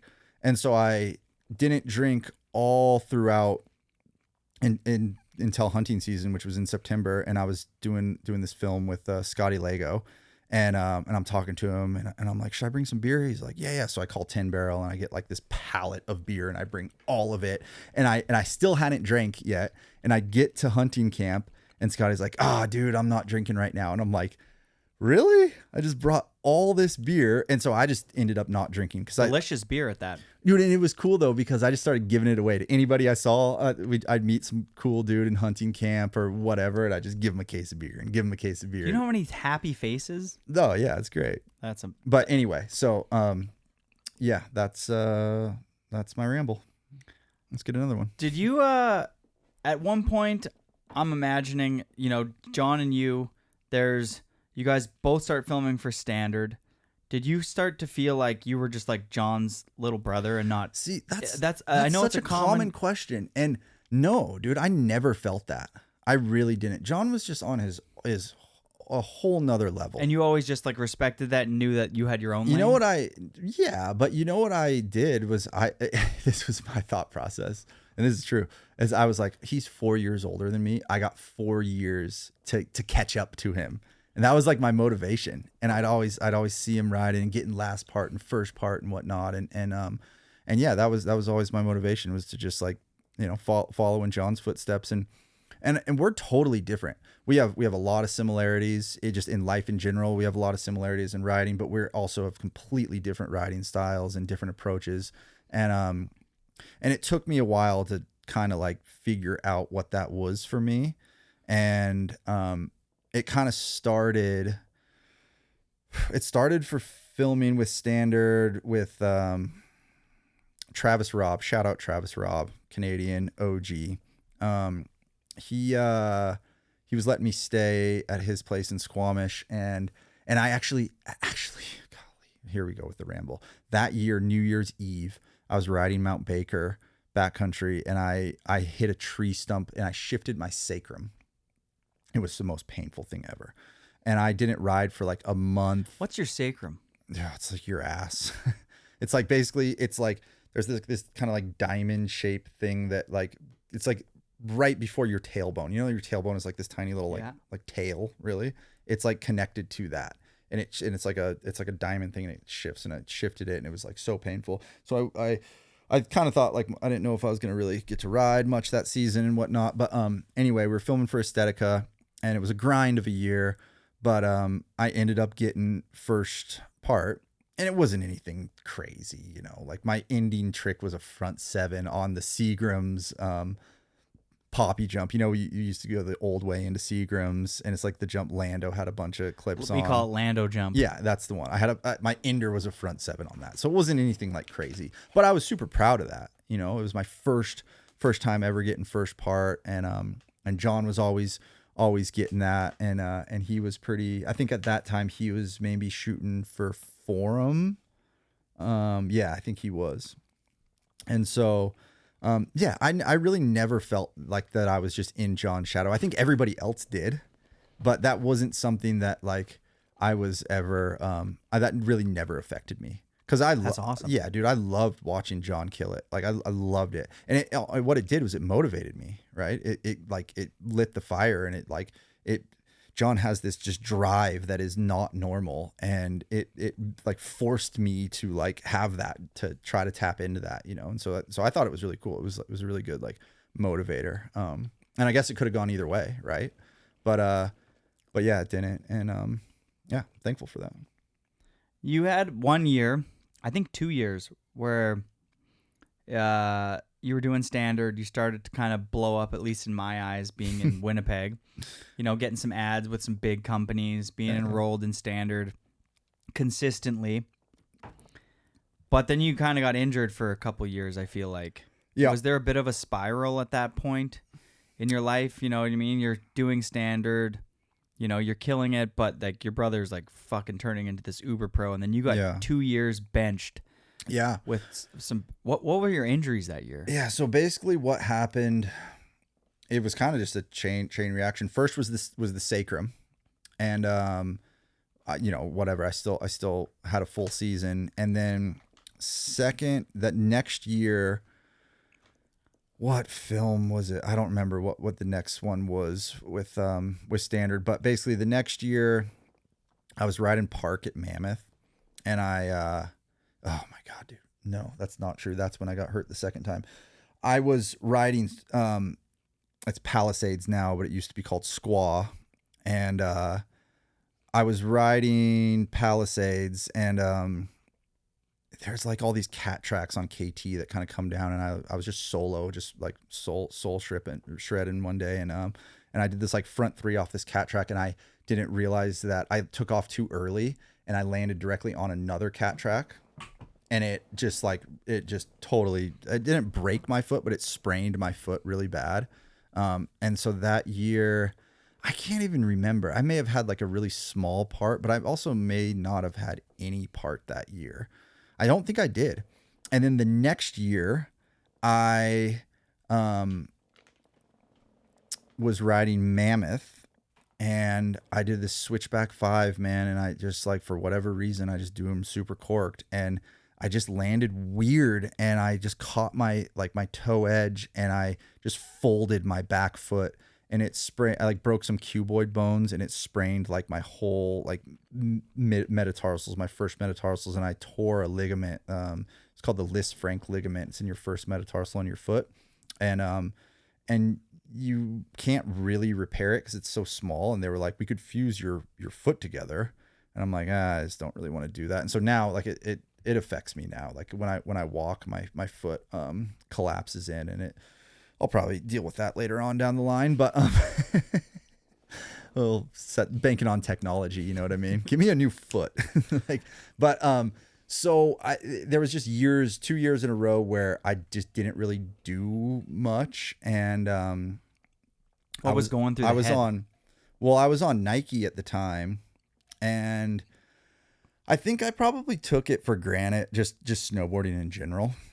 You know, young, had been doing it from a super early age, just pretty comfortable. Back then, like, to fulfill your contract was like a 90-second video part. That was considered a full part, and you got bonuses for that. And, you know, then you would get photo incentives for like photos in the magazine and stuff. And so you get a couple photos in the magazine, you get a 90-second part, job done. You know, they're a lot different these days. But so I think I kind of just like, I wasn't really progressing as I wanted to, but I just, you know, for whatever reason was just kind of in that mid life, I guess like just coming out of teenager years, just not really knowing exactly like who I was or what it meant to be a snowboarder. And so I made the decision to not film with standard, and I film with people. And so it was Justin Eels and Pierre, and man, I don't remember exactly how it came out, but I think they reached out to me and were like, hey, you should shoot with us. And that was really hard because all I knew was standard. I was super comfortable with standard. That was just like what I knew, that crew, everything. And so it was really hard for me to actually like make that decision. But I did. And yeah, man, I don't know. I had the summer before that, I lived in Portland, and Nike was so good in this regard where you could just go, and I had my own personal trainer and PT, and I just lived in Portland and went to Nike every day and just worked out. And I also had a sports psychologist, and so I like really kind of like dealt with the mental side of things. And so I read a bunch of books. There was this one book that was very impactful to me. It was called The Mind Gym, GYM. And it was, it's based for like football players and soccer players and baseball players, but everything's applicable to snowboarding.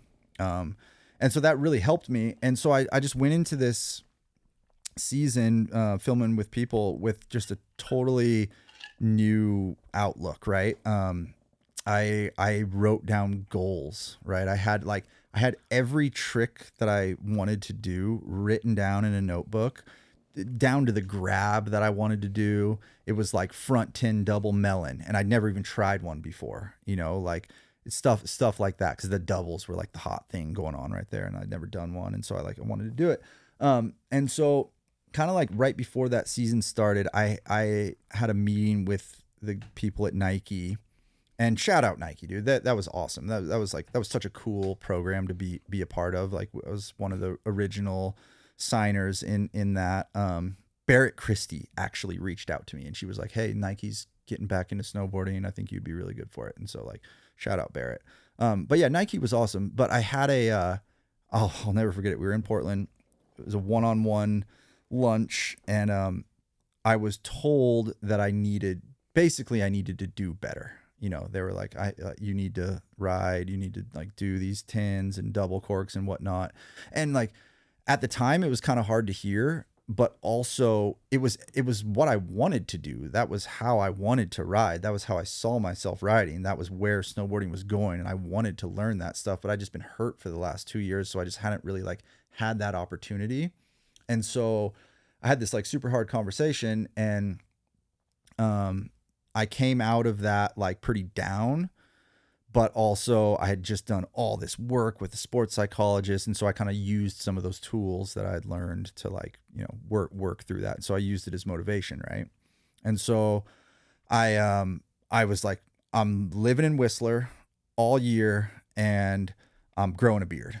And that was the first time I ever grew a beard. And we stayed at the Rocky Acres up the Paradise Valley out of Squamish. And we had this shitty little A-frame cabin with an insane ant infestation. It was disgusting. I was just sleeping on the floor on an air mattress. And I was next door to Anthony Vitale's house. It was awesome. It was such an awesome winter. It was just grungy. And yeah, so I just didn't really care like about anything. I was just there to snowboard. And it happened to be a really good winter, and I was riding with Sean McKay a lot, which was really cool. Arrow Niemela, that was basically the crew. Was Sean, Arrow, and myself was like the main crew. And then we had Justin Eels shooting a lot. Sam Hiltner, the shark, he was shooting. And it just like, yeah, man, it just kind of, we were just riding, and I was getting pushed from Sean and Arrow, and like I knew I was having like a pretty good year, but like I didn't really like know how good. And so like about midway through the season, I got an email from Nike saying that they weren't gonna renew my contract, and it was up like, I don't know, it was up like a month or two. And so I was like, what? How is this even happening? Like, I'm finally doing it. I'm doing everything that you said that you needed me to do. And so mentally that was really strong. But again, like I'd worked so hard on the mental aspect of just life in general. Like you can apply it to snowboarding, but you can totally apply it to just life, right? And with all the sports psychology stuff. And so I'm like, dude, like what is going on here? And so what we did, like essentially, we made a sponsor me video of all the footage that I had so far in the season. It was probably halfway through the season. And it was sick, dude. I wonder if we could get the edit. It was like this piano, like super dramatic piano song, no words, just like slow and just it was beautiful. Honestly, it was absolutely beautiful. And I sent that to Nike, and they had some talks, and so they gave me a 6-month contract to just see what happened with the year. And so yeah, basically got a 6-month extension on my contract, and whatever, fast forward, like ended up getting last part in Good Look, and we got nominated for some awards with Trans World, and ended up winning video part of the year.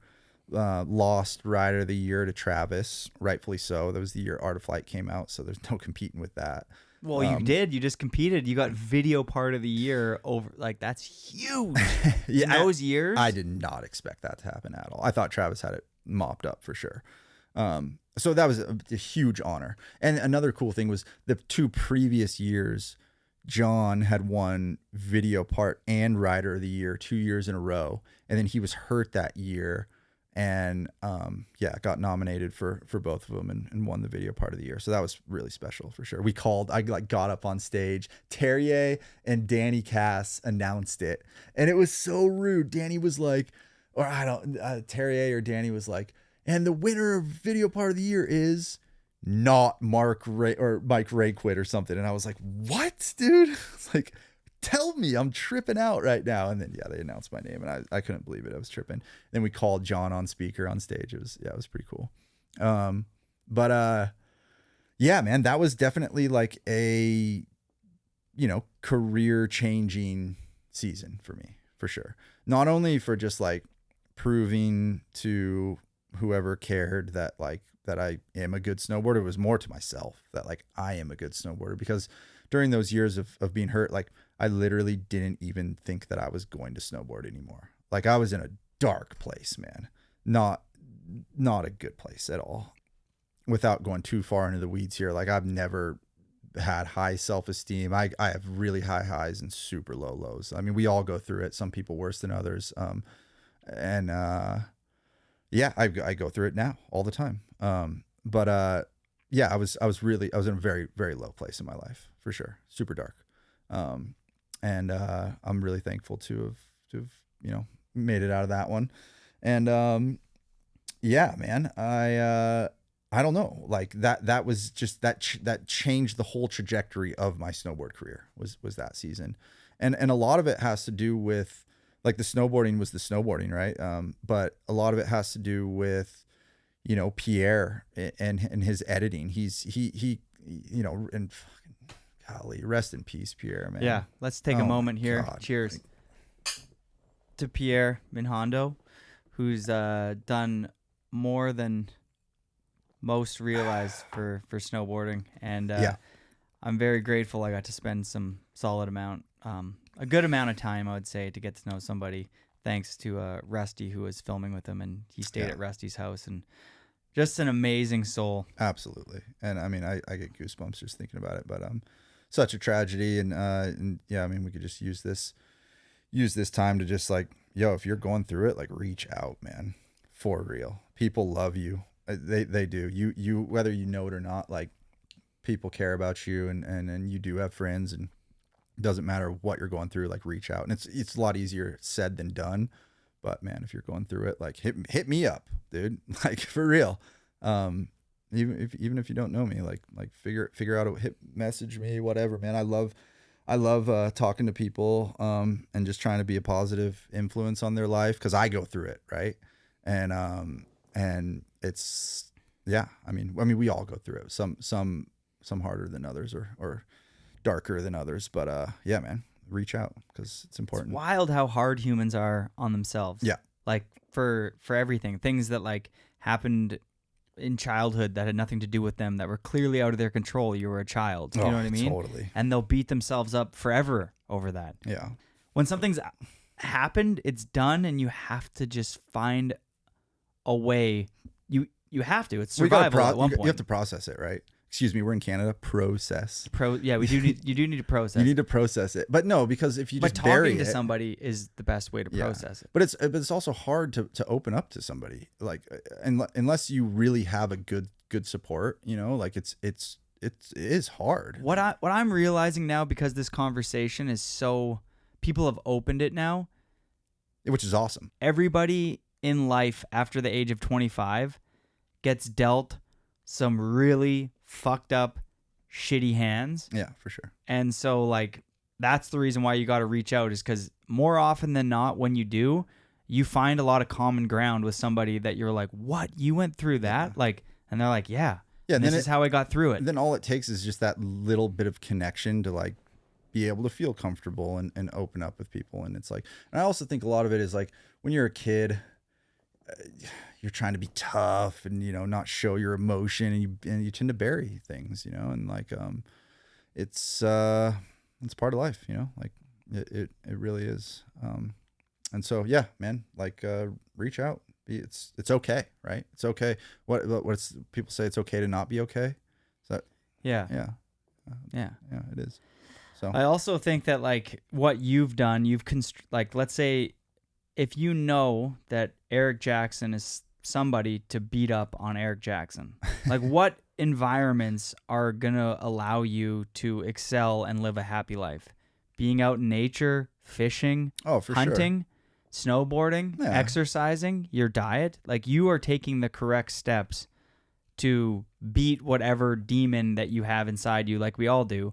But when you see somebody continually lean into the wrong avenues of life, whether it be alcohol, sex, drugs, gambling, Rock and etc. roll. Yeah, totally. You know what I mean? No, I Those do. things, eventually you need to look at, like, your life and ask yourself honestly, if you're giving yourself, you know, the tools you need, and if you're giving yourself a real shot at living a healthy life. And if Yeah. you're continually putting the wrong tools in front of you to do the job, you're never going to get the job done. for sure.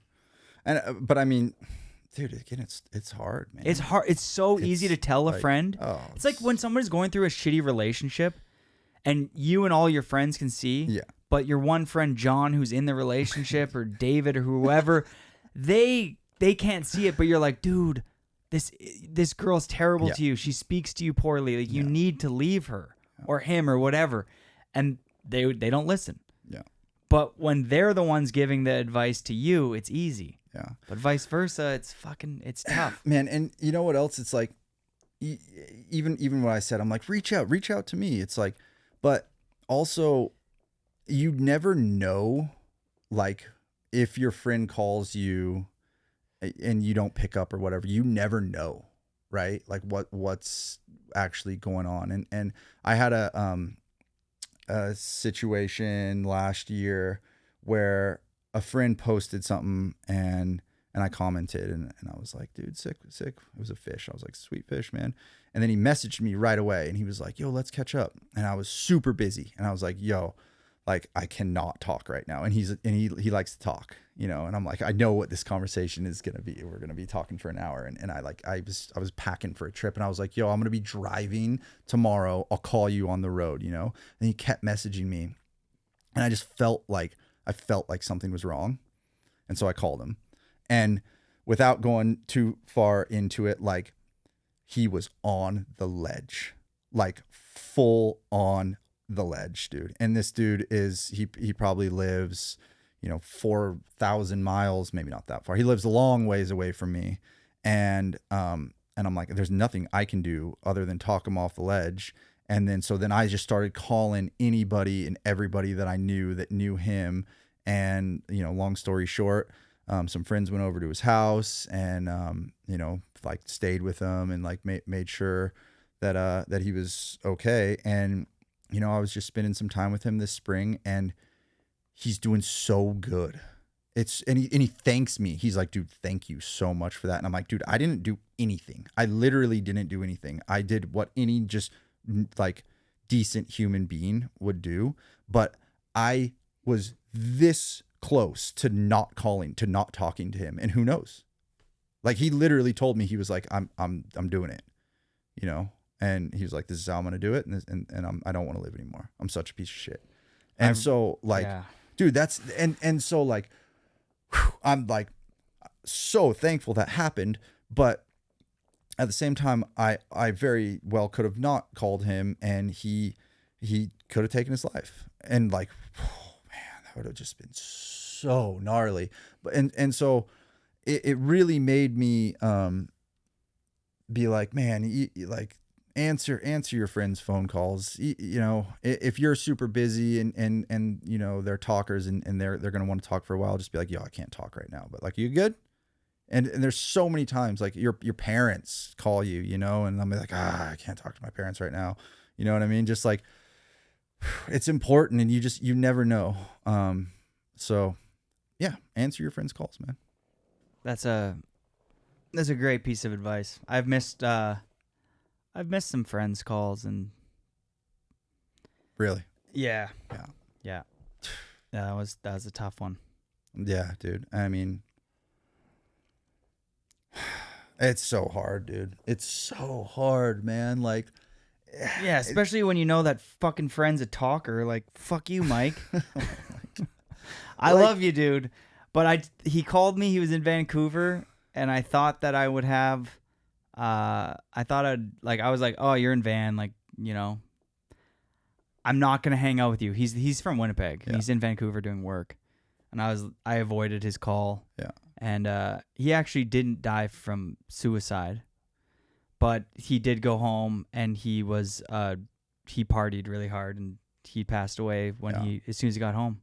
Yeah, it's gnarly. Yeah, he was in a car, and the person had been drinking and driving, but it sucked because he was like one of my childhood best friends, and you're like, oh, maybe if I would have answered that call, everything in his life would have changed. But you can't put that on yourself. I totally, and I don't. Yeah. But it's one of those things that you're like, I don't know. You want to be there as much as you can for your friends and family. I like that you said the parents too, because dude, for sure. I mean, I feel like even they get lonely sometimes or whatever, and if like you want to answer those phone calls from, or you want to be like you were saying on the way here, you're driving, you pulled up, Eric, how are you? Gave each other a hug, hadn't seen each other in a while. What kind of music you listening to on the way here? Wasn't listening to music. You listen to any podcasts on the way up here? Wasn't listening to podcasts. You're like, Jody, when I go on a long drive, right now I like to make some time to like just call people that I wouldn't normally have time to call. It's the best. I mean, like, I hope people are listening to the podcast, but at the same time, if you hang up right now and you call your your brother or sister or mom totally. right now, it's like, maybe that's a good time to do so. Yeah. No, man, I like doing that when you're driving, because life gets so busy, and it's a great time. I have really found myself on long drives just talking on the phone for the majority of them. You just call, like, who's a homie that you haven't talked to in a while? Call them, say what up. You know, one other thing that like really stuck with me when Pierre passed away was Austin Smith posted something about, I think he just said thank you, and in his caption he talked about all these people who have helped him in life and have been big inspirations, and you know that you know maybe you haven't properly thanked them, and I think Pierre was one of those people, and he was basically, you know, I guess he didn't get to say thank you as how he wanted to. And that one really stuck with me, man, because there is so many people that help us in life. There are so many people that have helped me to get where I am. I didn't get to where I am because of what I did. Sure, that's part of it, but it's like, dude, it's the community that you're around. It's the people that are around that have your back and help you. And that one really stuck with me. And so, and I texted Austin. I was like, dude, this one hit me hard. And so I was just like messaging people, calling people like, dude, thank you so much for what you've done for me. Like, I love you, you know? And I don't know. I think that one really hit me hard. And I still do that. Like, I'll be like, oh man, I should hit up Shannon. Like, he helped me a lot, you know, like just hit him up. Like, yo, dude, what's up? Like, no, dude, just want to say thank you. You know, it's so simple. And that probably goes a lot further than you think, you know, like when you actually like reach out to somebody who's done a lot for you and you thank them or just show them appreciation, like that makes their day, you know?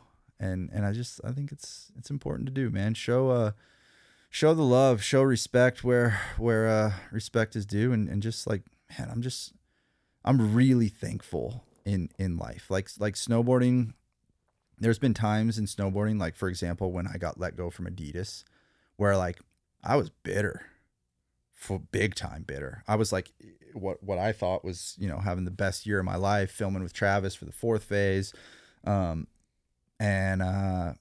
You know, that film got delayed an extra year and my contract was up, and, you know, a 3-year film turned into a 4-year film. It's a long time for sponsors to wait. And I got dropped, and I was like, that one was hard. I was super bitter. And I was for a while, you know, like probably a year, maybe longer. I don't know. And it took me a lot of time to grow out of that and process that process.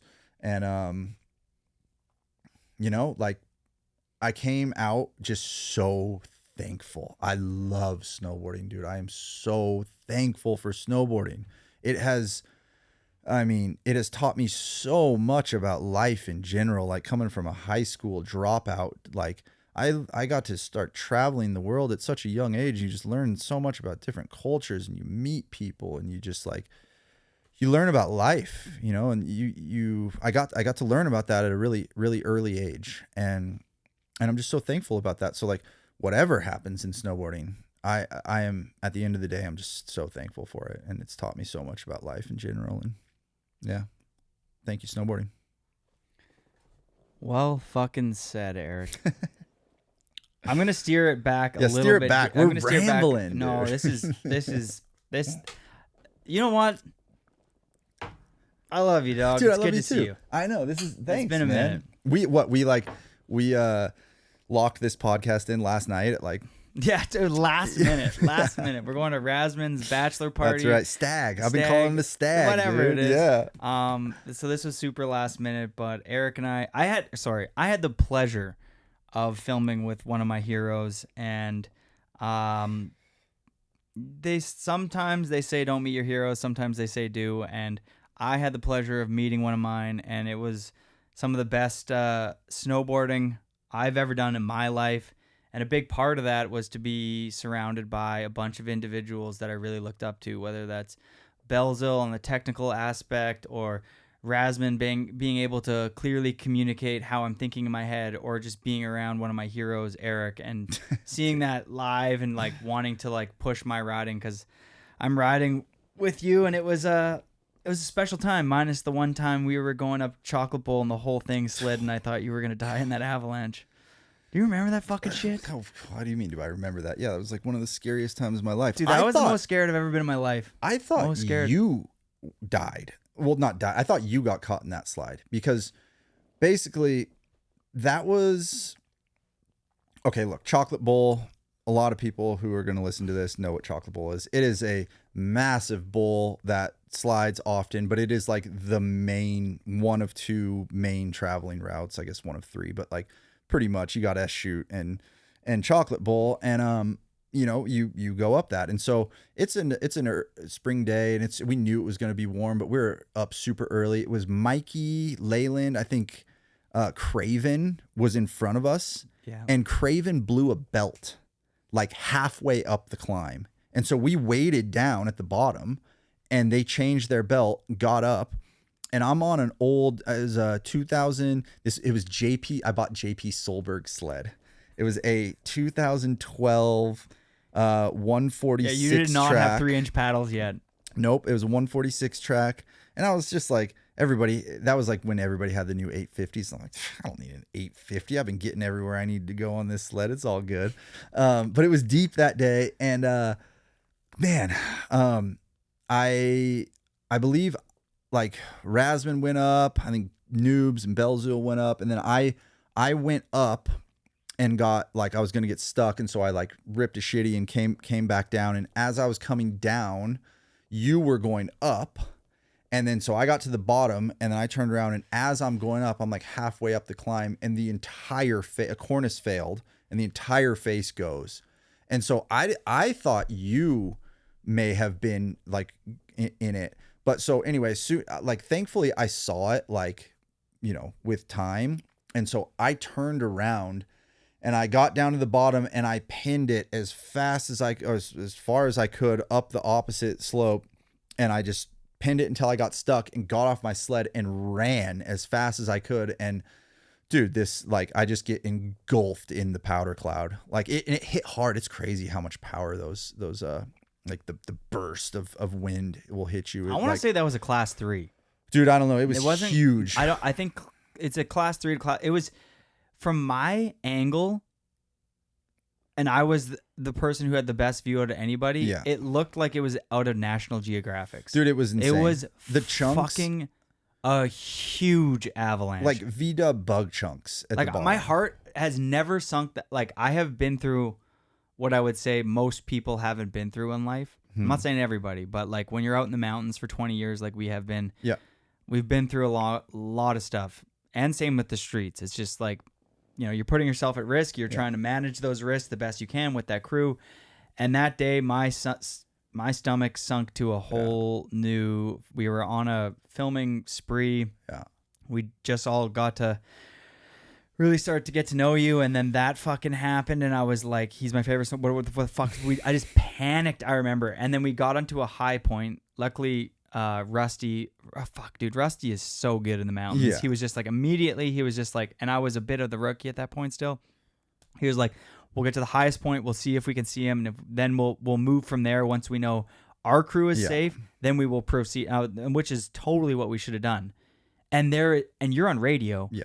And I there's got on the radio immediately. You didn't get on the radio fast. Maybe you did. Oh, dude, maybe I it was felt like I immediately. did. Yeah, I thought you Dude. like maybe that 10 seconds or 30 seconds it took for you to answer was the longest 30 seconds of my life, because they were all like, "Where's Eric, Jody?" And I was like, I couldn't even speak for a couple seconds. I was like, and I was like, I think he's stuck at the bottom. Well, And then we all panicked. Yeah. Well, the thing is like I was running like uphill in deep snow, like not moving anywhere, but like my sled is wedged 12 o'clock and I'm just running and I didn't know, because I'm not looking back. I'm just like, this is my only chance of survival. Like I just have to go as hard as I possibly can.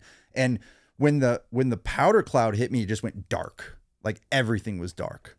And I actually, at that moment, I kind of like took a breath and was like, I think I'm okay.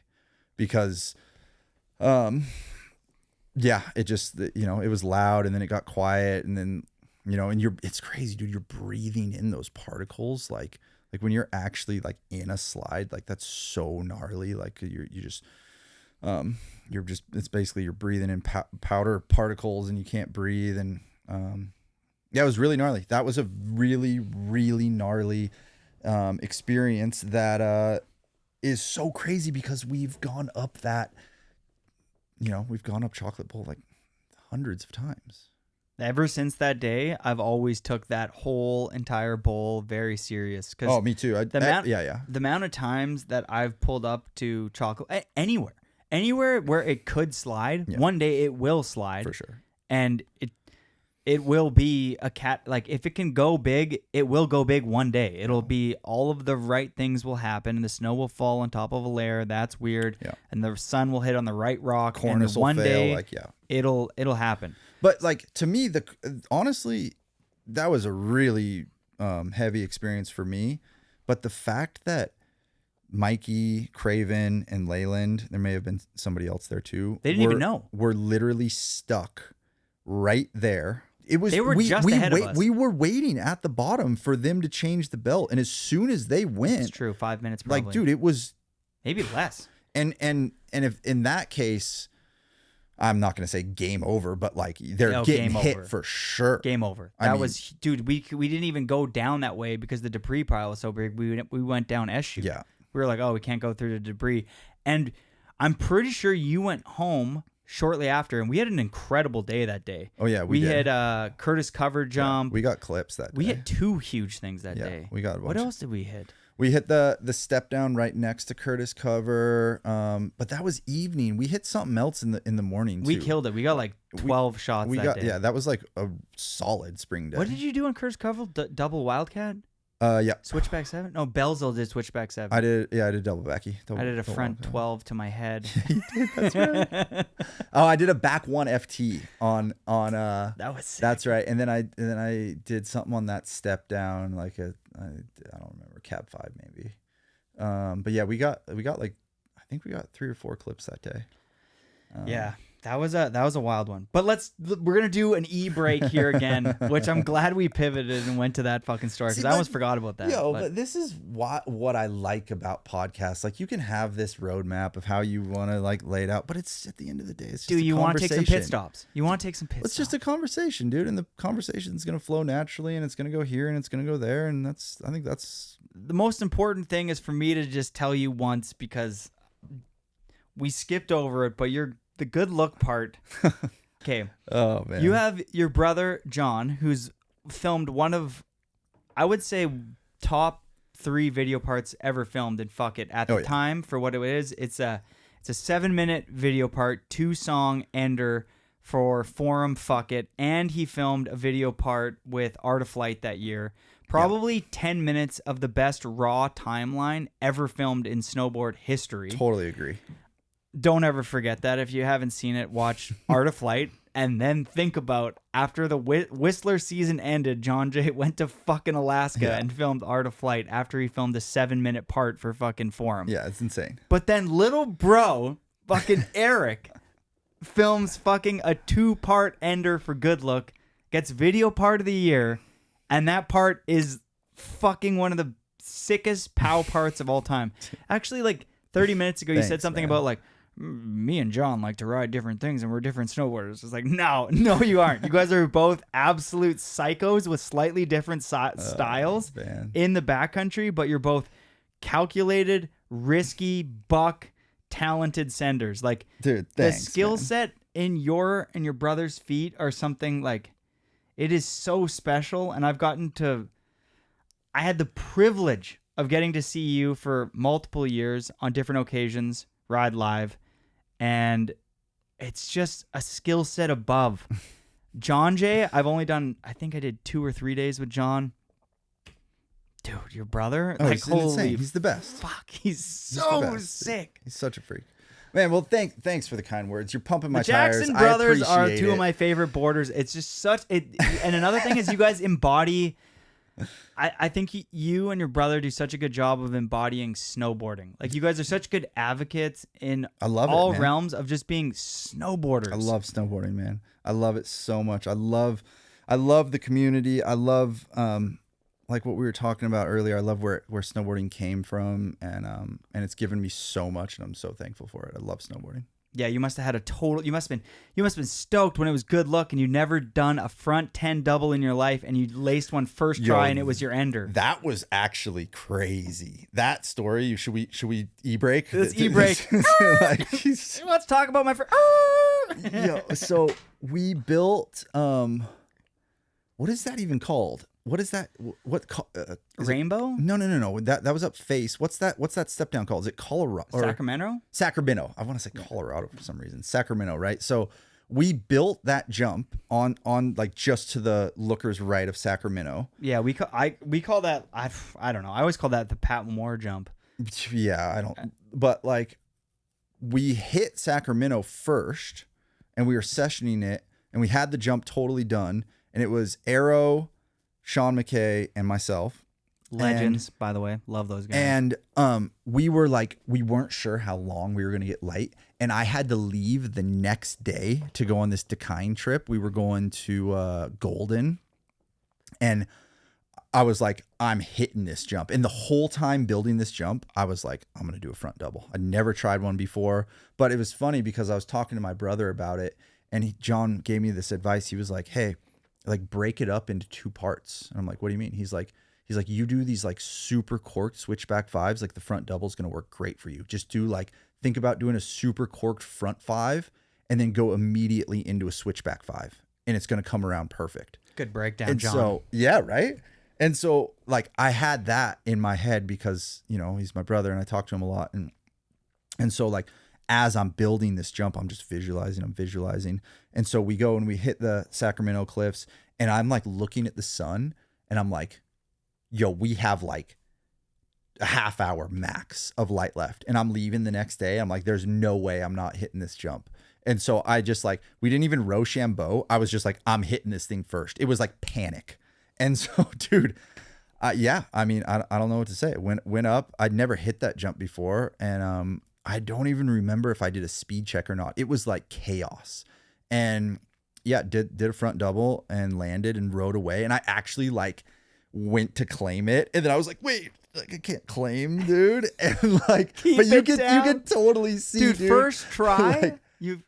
Yeah, dude. I don't know. That was a double FT. I'd never tried it before, and first try on the jump. But like, I just remember like going to like claim and then like trying to bring him down. But you can totally see it in the footage. Bring it down, Eric.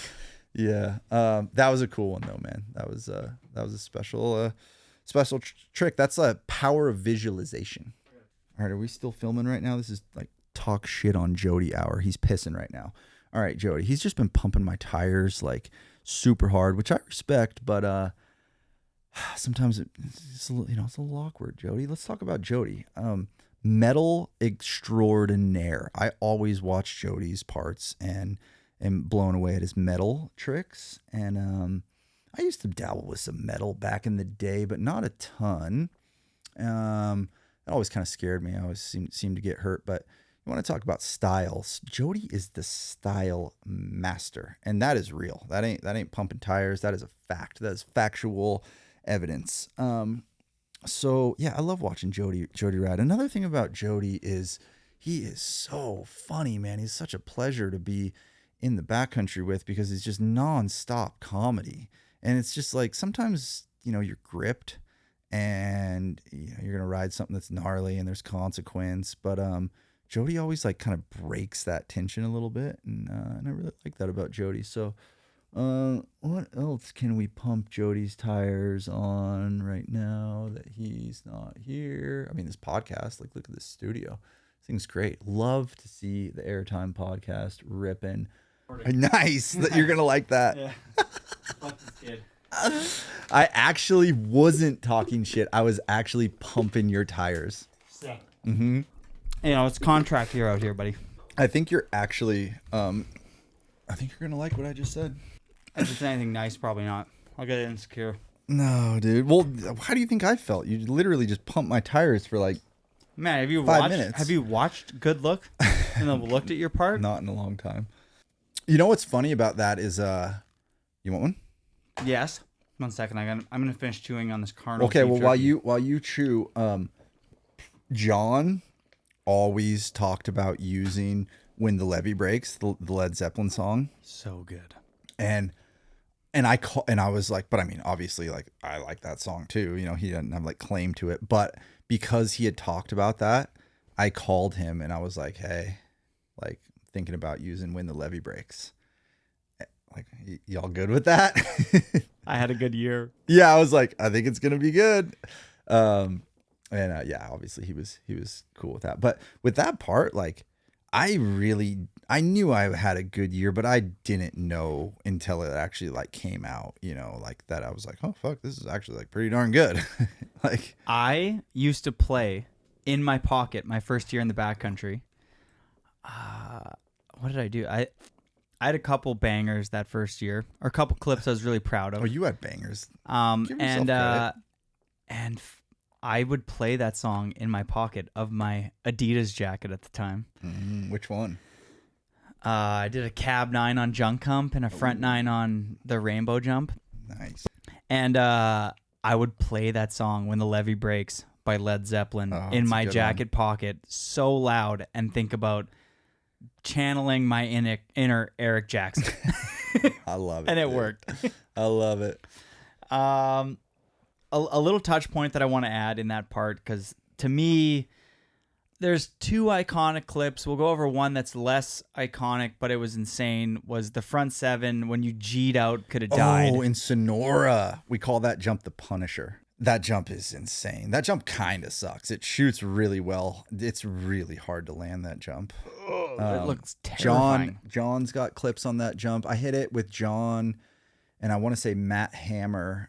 Yeah, I don't remember what standard film we were shooting at the time. But yeah, that's in Sonora, and it's just like it's a big jump, and it's like a step down, like hip. The landing's like offset, and so it's super hard to land. And Sean McKay and I hit that thing, and I remember actually when I did that front seven, I didn't think it was a clip, because I like land and kind of like, I don't know. Dude, you just have, especially coming from standard and shooting with 16 millimeter, I'm pretty sure that the Good Look year was the first year I ever had shot digital.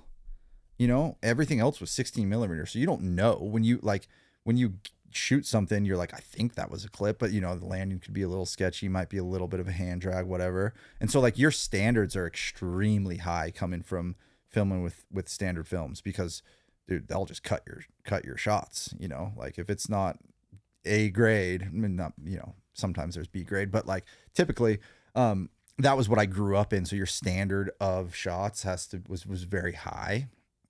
And so that clip in particular, I didn't actually think was a clip, because I like kind of, if you look at it, because the landing's so offset, like you're just like slamming into the landing basically, because it's far and it's a big drop, and I kind of like wheelie a little bit, but now looking at that, I'm like, oh yeah, clip all day, dude. Put it in my part, please. Okay. But yeah, that jump was cool.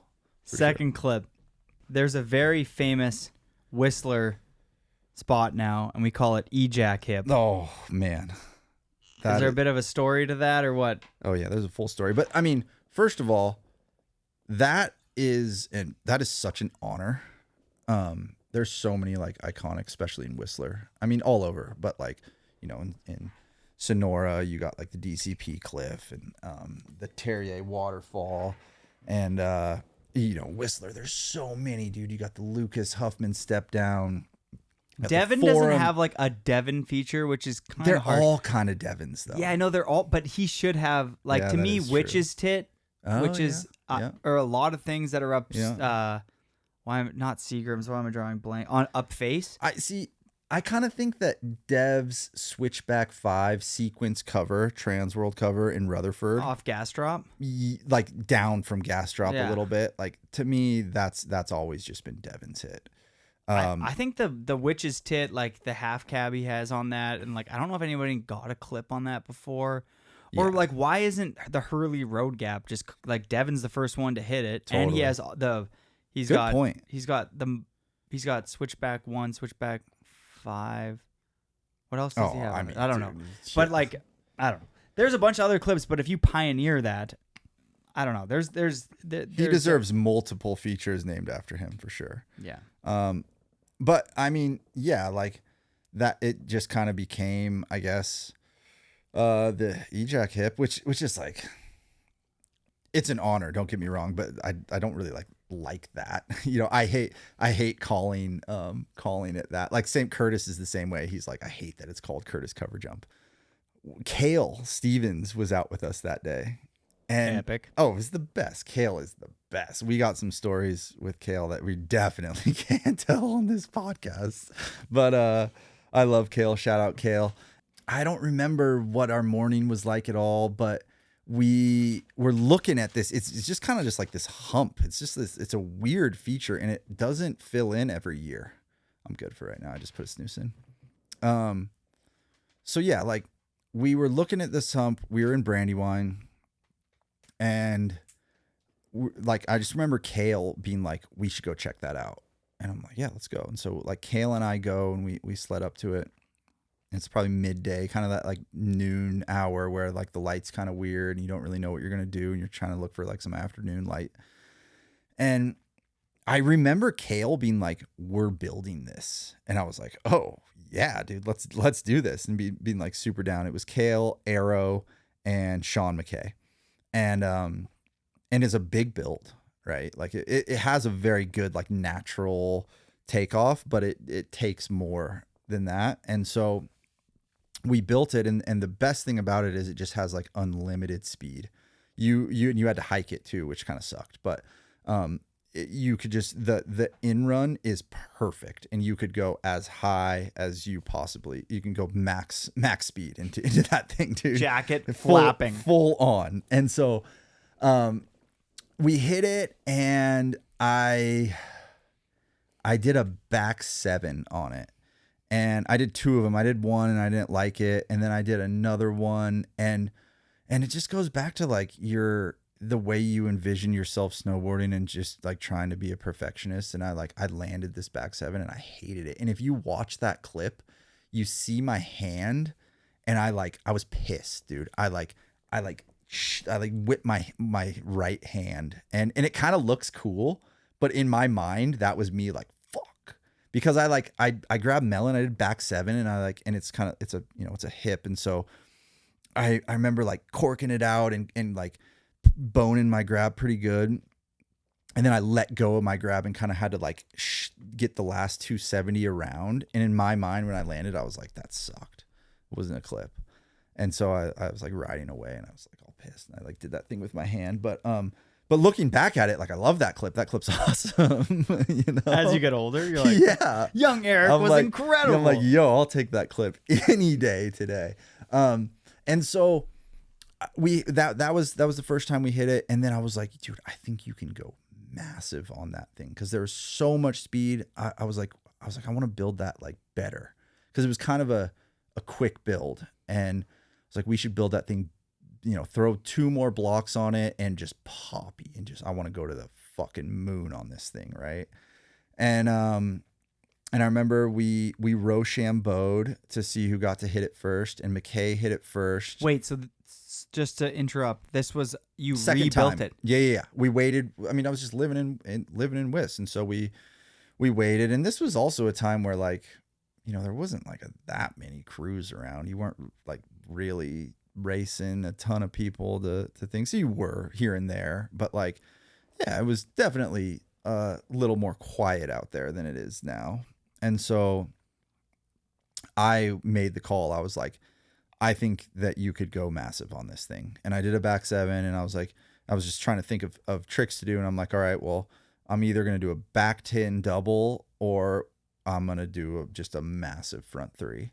And McKay hit it first, and then I went up, and dude, I hiked up like, I don't know how far past where McKay dropped in, but very far, dude. I was like, I am going to the moon. And it was cool because like, it's rare that you get to hit something and learn it and then be in a position to be able to hit it again. It happens if you're posted up in a area for a long time, but a lot of times it's like, this is the storm cycle that you're in. You get to hit this thing, and hopefully you get something. And if not, then like you either got to go somewhere else, or you're in a different zone, or whatever it is. And so like, that's the benefit to really just committing to an area for the winter. You, number one, and most importantly, you understand what the snowpack is doing. So you know what, if there's any sketchy layers or whatnot, and you just start to gain confidence. And then whenever you gain confidence in just snowpack and your riding, that's when you ride the best. And that was later in the season, and I was like pretty confident. And so I was just like, dude, I'm going to send this thing to the absolute moon. And so I did it. I did a front 3 first try, and it was a clip for sure, but I was like, dude, you can go bigger. And so I hiked like higher up and just like, dude, I don't know, man. I just went max speed and sent a front 3 as big as I could possibly go. And that clip is cool. I'm hyped on that clip for sure. I remember. Were you hyped at the time? Oh too? yeah, fully. I knew that was a good one for sure. And then what's so funny is Scott Surface was shooting photos, and he's like, hey man, I got a really good photo of that, but like, can you do it again? And I want to shoot it from a different angle. And I'm like, sure, dude, for sure. And he's like, and like when you're up there, like, will you just put like a ton of snow on your board, so when you take off, like there's a big like snow plume? And I was like, yeah, it's gonna like weigh me down a little bit, but sure, dude. So I was just up there like packing snow in my bindings and in my boots, just putting as much snow on my board as possible. I went and did it again for Surface, and actually that shot was in I had a Transworld interview that next year or whatever, and that shot was in it the second time I did it, not the first. I've had the privilege, as I like to say when I'm hanging out with the greats here, of shooting with Scott a lot. Oh, fancy And pants. he is an incredible photographer. Oh, he's the best. Like the amount I of love times he's him. been like, I know you don't want to, but like, if you go 2 feet to the left and pop 1 foot higher, it'll be a full page in Transworld. And Yeah. I'm like, really? Will it though? And he's like, no, it's gonna be. So just go back up, No. go 2 feet bigger, go 2 feet to the left, get that same grab. It'll be a full page in Transworld. Yeah. And And then it I would. do it, and it is. Yeah. I'm like, all right, You know- I should listen to you. there's shout out to all the photographers that I've had the pleasure of shooting with over the years, but there was 2 in particular that it just felt like it didn't even matter what we shot, like it was gonna run in a magazine. And it was Cole Barish, especially in the early days, shooting with standard films, Cole Barish, Sonora, Ebbets Pass, like all the Tahoe spots. Dude, it just like we just couldn't miss, you know. And that was the thing. Cole would see something, and he would be like, "Yo, go do this." And it was something that like I wouldn't necessarily have just looked at and been like, "Oh yeah, I'm gonna go ride that." He would be like, he would see the photo, and he'd be like, "Yo, go do a turn right there," or go whatever it was. And I learned over the years, because I had the pleasure of shooting with Cole for many years, that like, dude, his eye, man, like I just learned when he said something, I'd be like, I definitely want to do that, because I'm definitely getting a shot in a magazine, you know? That's when you know you're shooting with greatness. Yeah. And Surface was the same way. And dude, I love Surface. I'm gonna go for a little e-break here and tell a Surface story. We were in Russia, and Sheen Campus's favorite place to snowboard. dude, Russia's cool, man. He Like, said there's really good terrain there. there is good terrain there. I will never go back to Russia to snowboard. I would love to go to Russia to fish. That would be the ultimate. But Russia is, dude, it's a crazy place, man. I've been to Russia twice. Once with Nike, we went there just pretty much to party in Moscow for like 4 days. Wicked. It was cool. Was it sick? It was pretty sick. We had plans of going in that like 0 gravity plane and like doing this whole like, you know, shoot with like the boots floating in the air. And, you know, it was like Danny Cass and Laura Hadar and Justin Binney and like Louis Vito, like such an epic crew. And we fly all the way to Moscow, and some like Russian oligarch was like, "No, I want to do the plane this day." Like we literally had it scheduled. We were there to fly in this plane, and they were like, "Yeah, you guys are out." And so we didn't even get to do what we like flew all the way there to do. And we pretty much just partied for 4 days. It was sweet. But anyway, I was in Russia with Travis Rice and the whole Brain Farm crew, and Scott Surface was shooting photos, and Lando, shout out to Lando. And man, shout out to Lando. Oh, That guy's sick as dude, fuck. he has taught me so much in snowboarding. I like, loved his bomb hole. Oh my Mark gosh, Landvik's dude. the shit. He's the best, dude. He has taught me so much. And because I got to ride with him, and that was the coolest thing about riding in the stand, like as a younger rider in the standard days, because I got to ride with like people who I looked up with, who are better than you, right? And so they push you and they make you ride better. Lando, Mods, John, like so many people. And so, yeah, dude, we're in Russia, and we're having a hard trip, right? We're, just to say the least. Love the honesty. There's a lot of money being spent. There's some major disconnect with the crew, and I wasn't even supposed to be on that trip. John was supposed to be there. Travis hit me up like I'm on a lib shoot with Travis, and Travis goes, "Hey man," this was right after like, you know, the good look part and whatnot. And so Travis was like, "Hey man, it was between you and John to be a part of this new film, The Fourth Phase." And we went with John, and I was like, cool. Not surprised. This has been 10 years of people. I was like, he's like, dude, we just had such a, like, we just did really well on the Art of Flight together. And that was my dream, dude. Ever since the Community Project came out, or not the Community Project, that was a great film too. No, ever since That's It, That's All came out, it was just such a groundbreaking film that like I just envisioned myself on that screen, right? I did just shot slow-mo. The slow-mo was so cool and everything. It was just so groundbreaking that I just like, I wanted to be a part of that so bad. And then when they were filming the Art of Flight, there was a time that they went to, in the springtime, they went to Revelstoke and they were looking for riders. And I was like, dude, I want to go, pick me. I'm having a really good year. And they picked Arrow, which was awesome. Arrow went and got some epic clips in that film. But I just really wanted that opportunity. And so I had communicated that with Travis and I was like, yo, dude, I really want to get an opportunity to like be a part of the next one. I feel like I would belong there. And so he said they were going with John and they were going to Russia. And I was like, I mean, I'm psyched for my brother, but that did kind of hurt a little bit, you know? And so I'm in Japan with Adidas. I'm with Blauvelt and Kazu and Gabe Langlois. And we're just, we're having an epic trip. And I get an email from Travis and the title of the email is "You're In."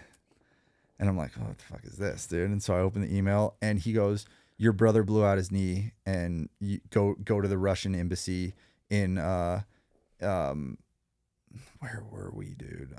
Tokyo? Japan? No, Sapporo. He's like, go to the Russian embassy in Sapporo, get a visa. We're flying out in 2 days. And I was like, holy shit. I didn't even know John got hurt at the time. And so I literally like, we're in the backcountry and we had service and I got the email and I was like, yo, I gotta go. And so, this Japanese homie drove me to Sapporo. I went straight to the Russian consulate and it was the Olympic year. So they were just banging out visas. And I like, dude, I remember I like going, I'm like, hey, I need to go to Russia. And she was like kind of a babe. And I was single at the time and I was like, threw a little charm in there. I was like, hey, I need to fly out tomorrow.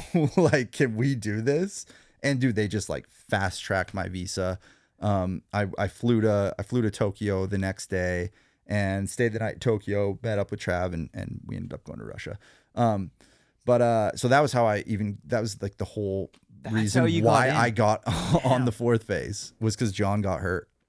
And so, anyway, life works in mysterious ways. It does, man. And like, dude, I would have been so happy if John was on that. I wouldn't have. There was no like bad like, blood or anything. But John's shots in Art of Flight. Oh, they're the best. Like the crail he did is one of the best shots in snowboard history. In history, people don't understand how actually like the ride-in blind roll over to figure out that speed, the bail that could have happened from that, and just like, greased it. It's 100-foot crail plus. And then the step down is like fucking, I don't even know how to explain it. It's like hitting fucking El Chapo. Dude, I named El Chapo. Really? Oh, yeah. With John and Razman? Oh, yeah. Okay, you cab 5'd it, Raz front 3'd it. Did John hit it too? John back 3'd it. And the only Mike, that was Mikey's hit. Mikey had found that hit. Renz? Yeah. Legend. And I hit up Mikey afterwards and I was like, hey, can we call this El Chapo? What did he say? He was like, oh yeah, for sure. Sick. And so that's the name now. That is so sick. Yeah. You got it. I love that you asked Mikey I did. too. Like he's kind of like the GOAT from Whistler. Oh, so if you're not going to ask Devin, you got to ask Mike. Yo, 100%. Anyway, that's sick, Aaron. Roundabout, e-brake, back to surface. So we're in Russia and we've been there for a month and we're having a really hard trip. We got a lot of money on the line. We are not getting clips at all. The weather is not cooperating with us. It was really, really tough. And so we're at this lodge called Snow Valley. Shout out to Blue. Blue is awesome. Great dude. But at the time, there's probably still no service there, but we had these little like 3G internet sticks, and there was 3 of them total for our whole crew. And Travis and like the Brain Farm guys had 2 of them to like, you know, upload footage and whatnot. And somehow Surface had 1 all to himself, and he wouldn't give the password to it. So Lando and I had been there for 2 weeks, had not been on the internet once, had not called she's now my wife, but at the time we were dating, and Whitney was just like, what is going on? I wasn't even supposed to be in Russia. I was supposed to be in Japan for 2 weeks and then come home. And then now I'm in Russia for a month, dude. Like, it was insane. And so there was just tension, right? Lots of tension. And we finally get out of the lodge. It's like a 2-hour, they called it the Unimog. It's like an eight axle, like massive Russian military vehicle that like drives you on this snowy road into the lodge. And so we finally get out of there, and we're going to town in Kamchatka to like get some food.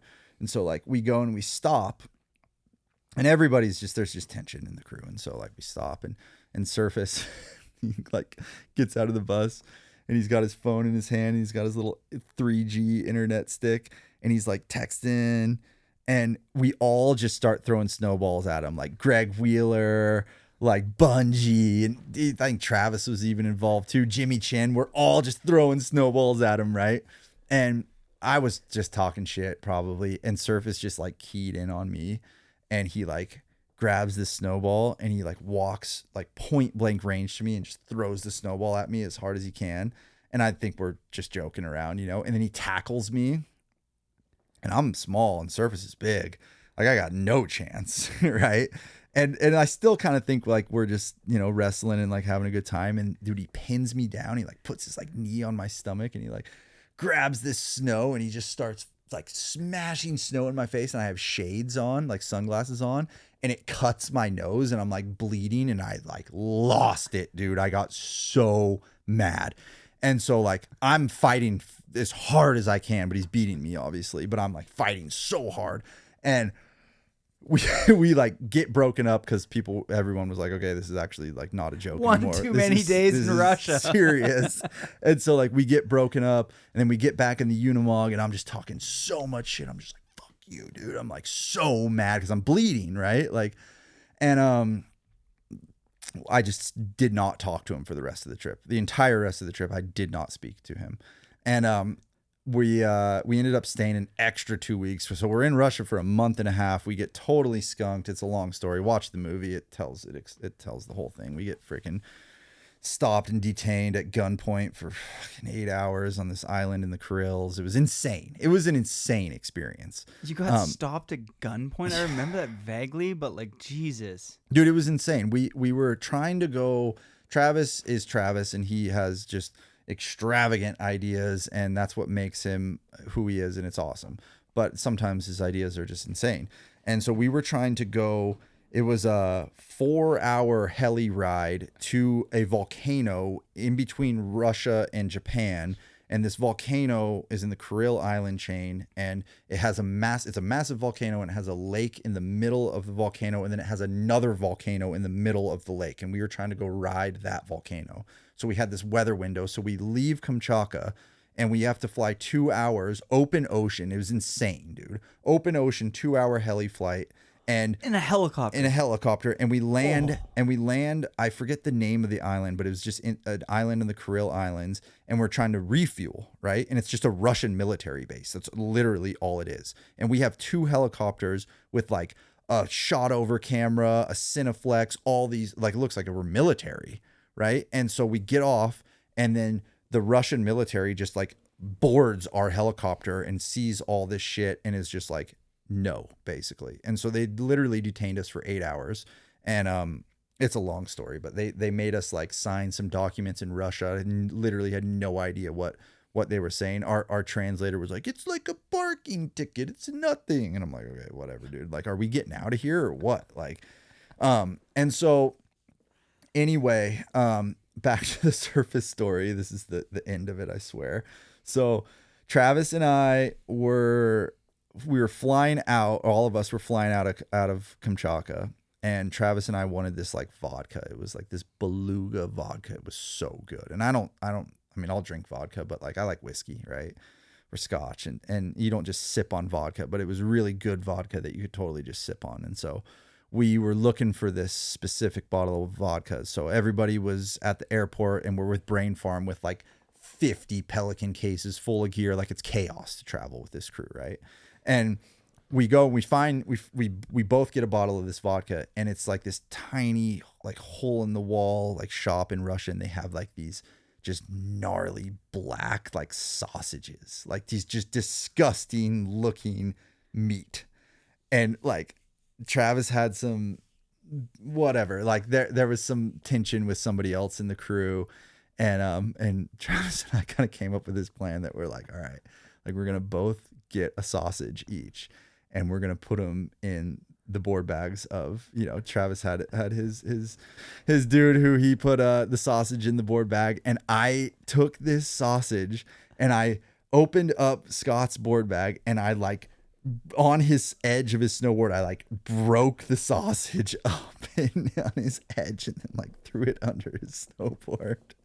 And dude, this is like a 48 hours of travel. It's insane. We had to fly from like Kamchatka to Vladivostok to Beijing, and then we had a 24-hour layover in Beijing, and then like back to North America, and it was like absolutely insane.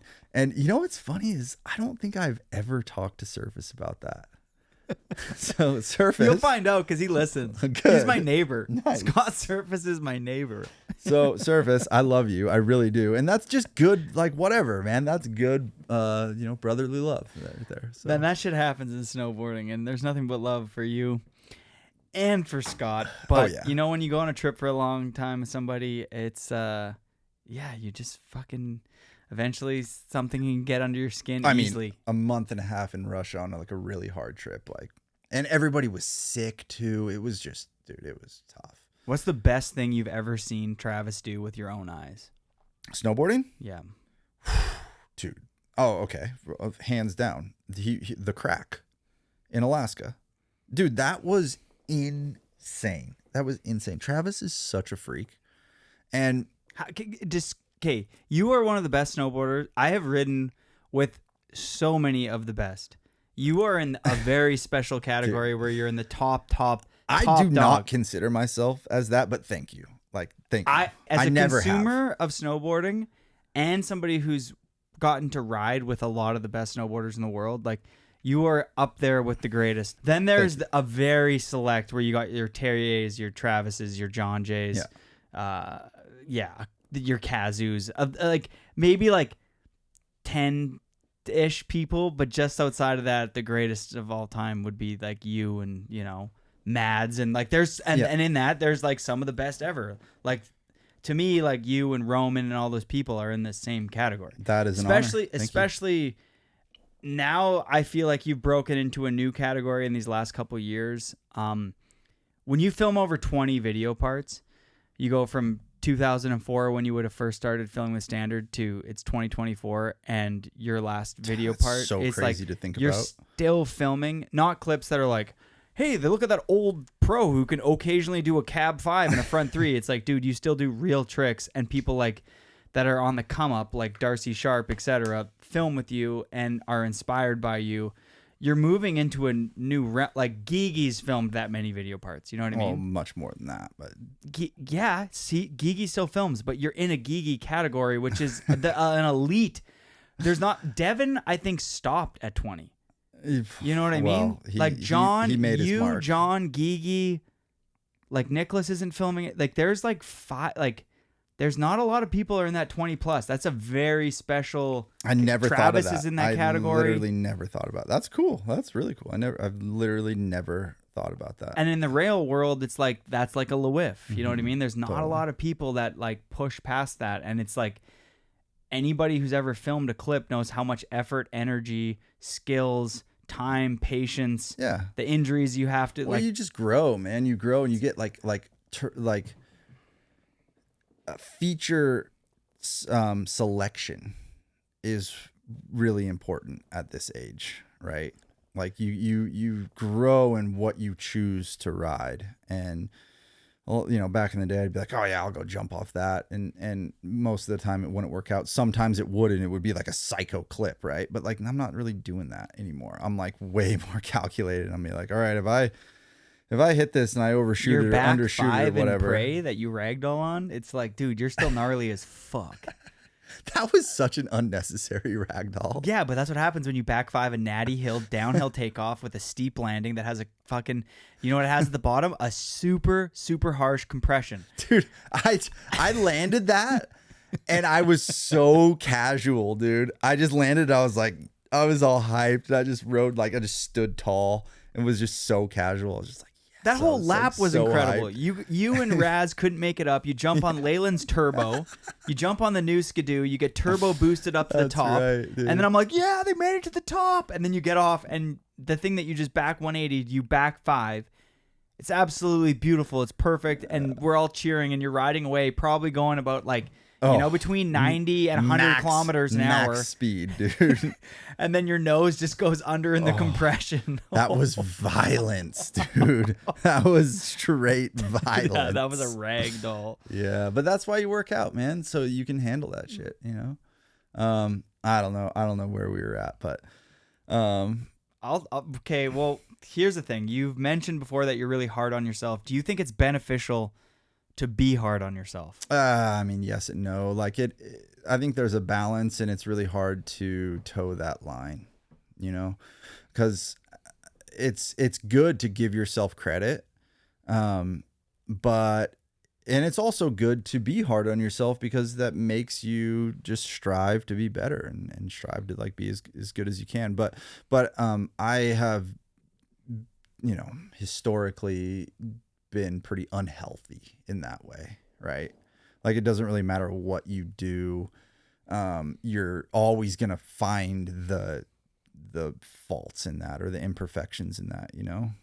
And so and I think a lot of people can relate with that, but yeah, I don't know, it's a fine line, man. It's good because it pushes you, and it's bad because sometimes you don't give yourself enough credit that you should. Okay, maybe we'll pivot again. You got NST, Ultra Natural, Supernatural, these events that you've attended. Oh yeah, and those are as tough. somebody that's those are like tough subjects for me, man. Yeah, I want to dive into it though, because me as somebody who's seen you ride first thing in the morning, you know, 7:45 a.m. and I see you do a natty downhill back 7 or whatever I see you do. Yeah. It's like you go to like NST. Well, so before Like, NST, do you enjoy that? Do you like it? Okay, so I competed a whole lot as a, you know, coming up. I did all the USASA was the contest circuit as a kid, you know.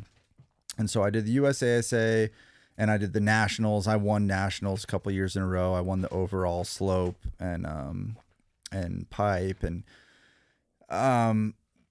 whatever. I liked it. And then I started doing, you know, the ASTs, the American Snowboard Tour. I started doing Vans Triple Crowns. I started doing Grand Prix, US Open, all that. And like, with who?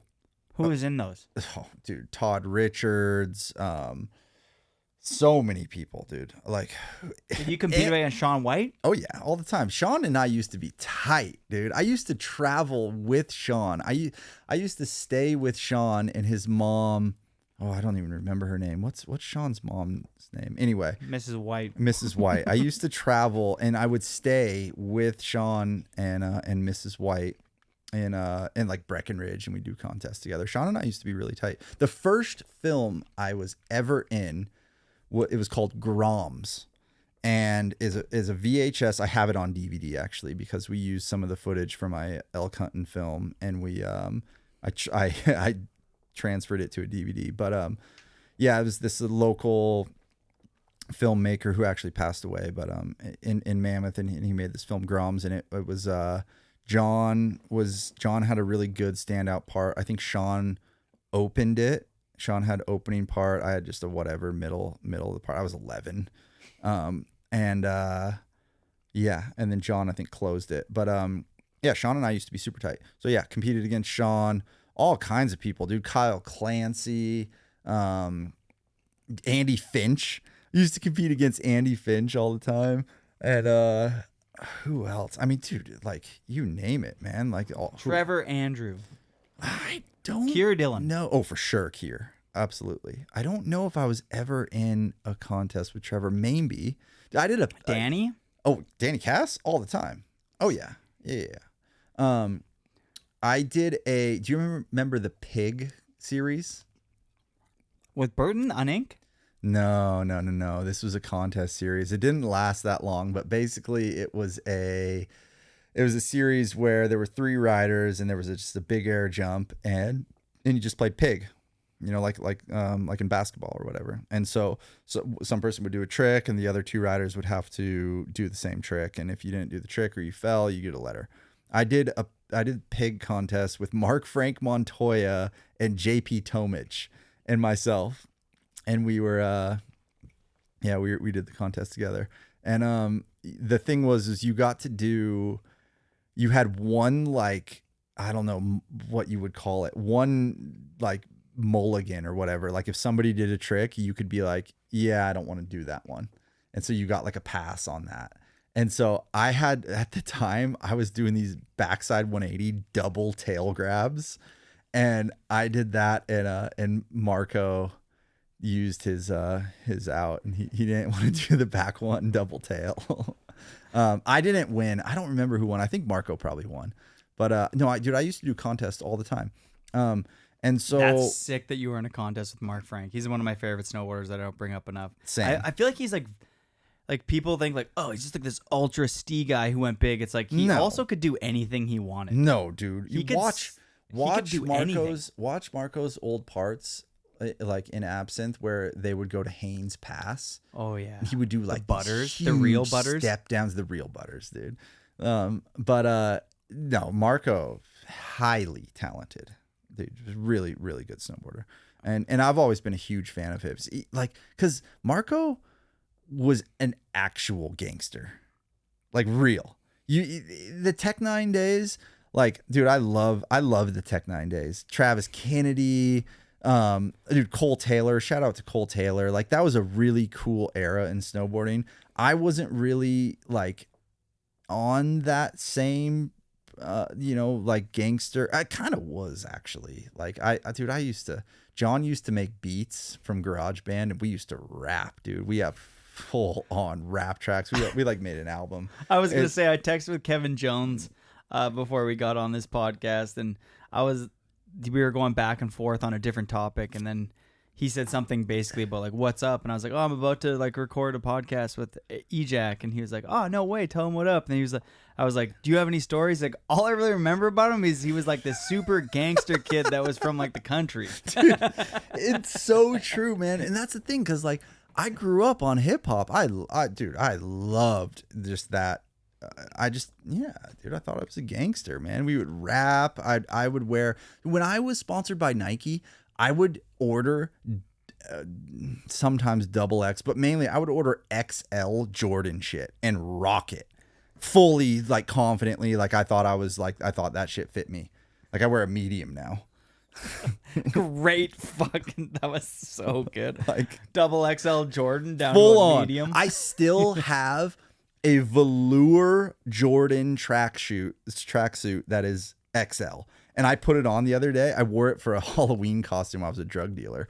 And nice. Dude, and it is so obnoxiously large on me, but I totally thought that was chill. I thought that was cool. Yeah, I thought I was a gangster for sure. But that's the thing, man. You don't know who you are at that age. You're just figuring it out. And something about small towns, dude. My whole town, everybody's parents got like either divorced or they went through some sort of like childhood trauma and they were listening to rap, and then all my friends, like, it's wild because it's like kind of funny, but like they actually became like gangsters overnight. We're like, dude, they were like slanging and like doing the whole thing. And like, before I know it, we're driving to Winnipeg with golf clubs and a baseball bat. And they're like, just wait inside this Honda Civic, dude, while it's idling while we go buy a bag of blow. And I'm like, I was like 14 and I was like, what the hell am I getting into? And you're like, and then you eventually you grow up and you realize that you don't want to be around that or whatever. But like, I too was a country person who was surrounded by young people who weren't necessarily from the hood, but for whatever reason, it really resonated with them. And it was like kind of, I think there was a big era. 90s and early 2000s, a lot of kids like connected with for that. sure. But like back to it, like Marco was an actual gangster. Like that dude was real. And I don't know. I just like, I always respected that about him, that he portrayed exactly who he was, you know, like, and if you talk to people like Cole Taylor, you know, started Tech 9, he'll tell you real Marco stories that are heavy. And like you know, there were other peoples who portrayed that kind of like what you were saying, but like Marco was real. I think that the one thing people start to derail from is they lose track of reality at one point. And I look at a lot of my friends who weren't gangsters growing up or weren't surrounded by that, but they become it. And then like maybe Marco, as he gets older, he pulls out. Yeah, and totally. he's like, hey, like entrepreneur. That's what I grew up around, but I don't want to be a part of that. Yeah, totally. And then a lot of my friends, they grew into that more. Yeah. And they had to learn a really hard lesson when the SWAT team broke into their house. Jesus. And they all got guns pulled on them. And my friend who was just living at the house who had nothing to do with it gets like the rifle ends to the end of his face, and like my other friend goes to jail. And it was gnarly. It You're was like, you are not an actual gangster, or maybe you are, but I think the funny thing is at 14 they weren't.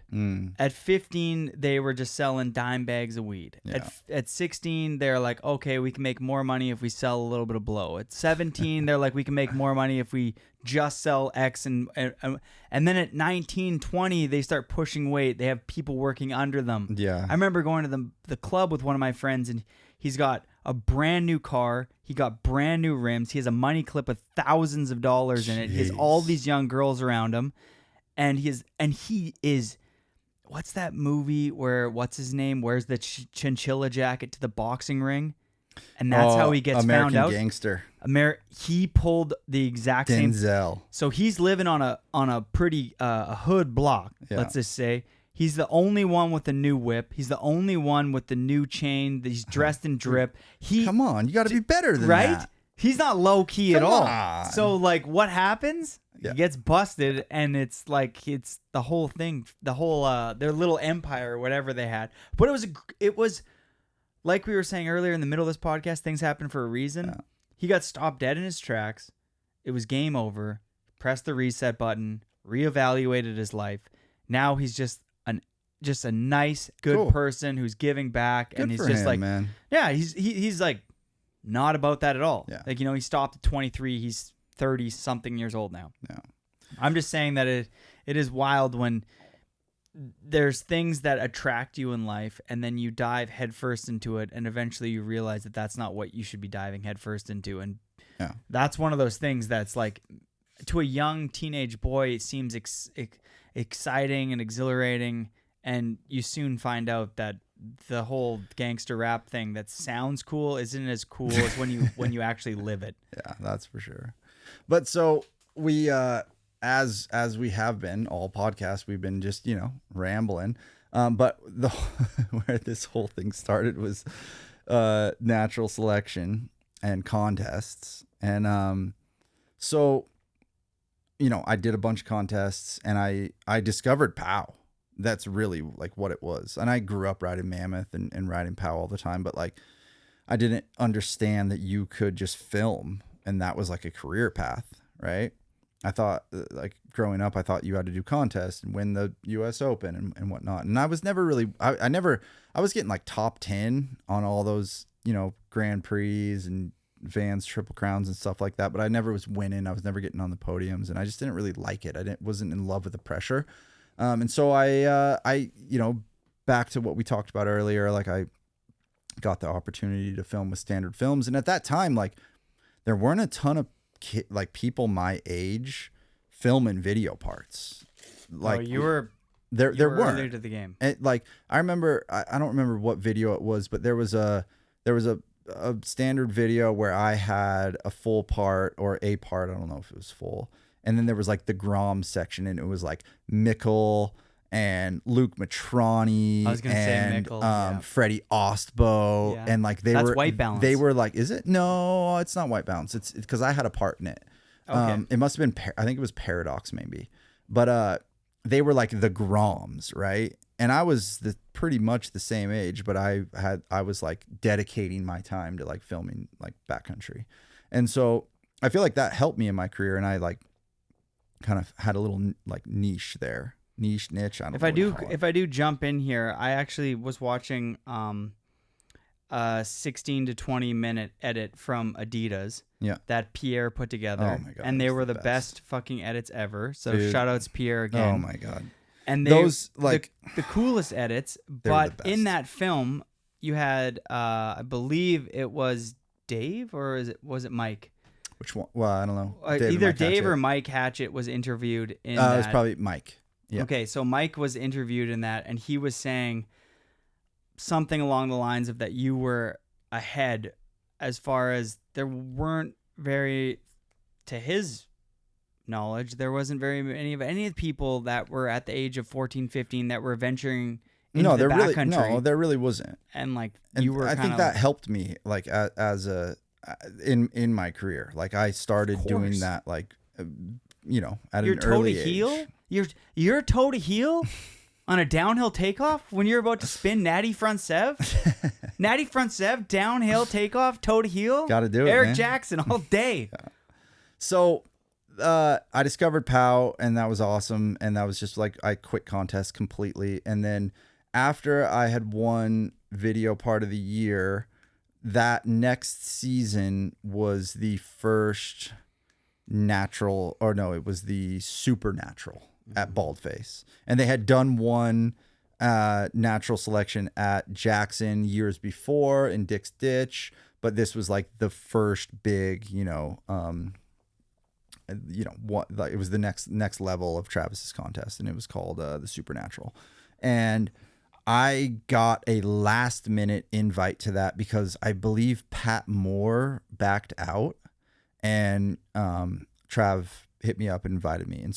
And I rode in that, and I I thought I rode decent in that. Like my first run, I ripped down, and I wanted to do something different than I thought like other people would do. So I was all about the butters, right? And there was like this huge launch pad, and it was the one that Lucas DeBari like launched off like 100 feet to that like tiny landing. Lucas Barry was a psycho. Dude, still is. I see him at Baker. He's He insane. is so good. He's so good. I love that guy.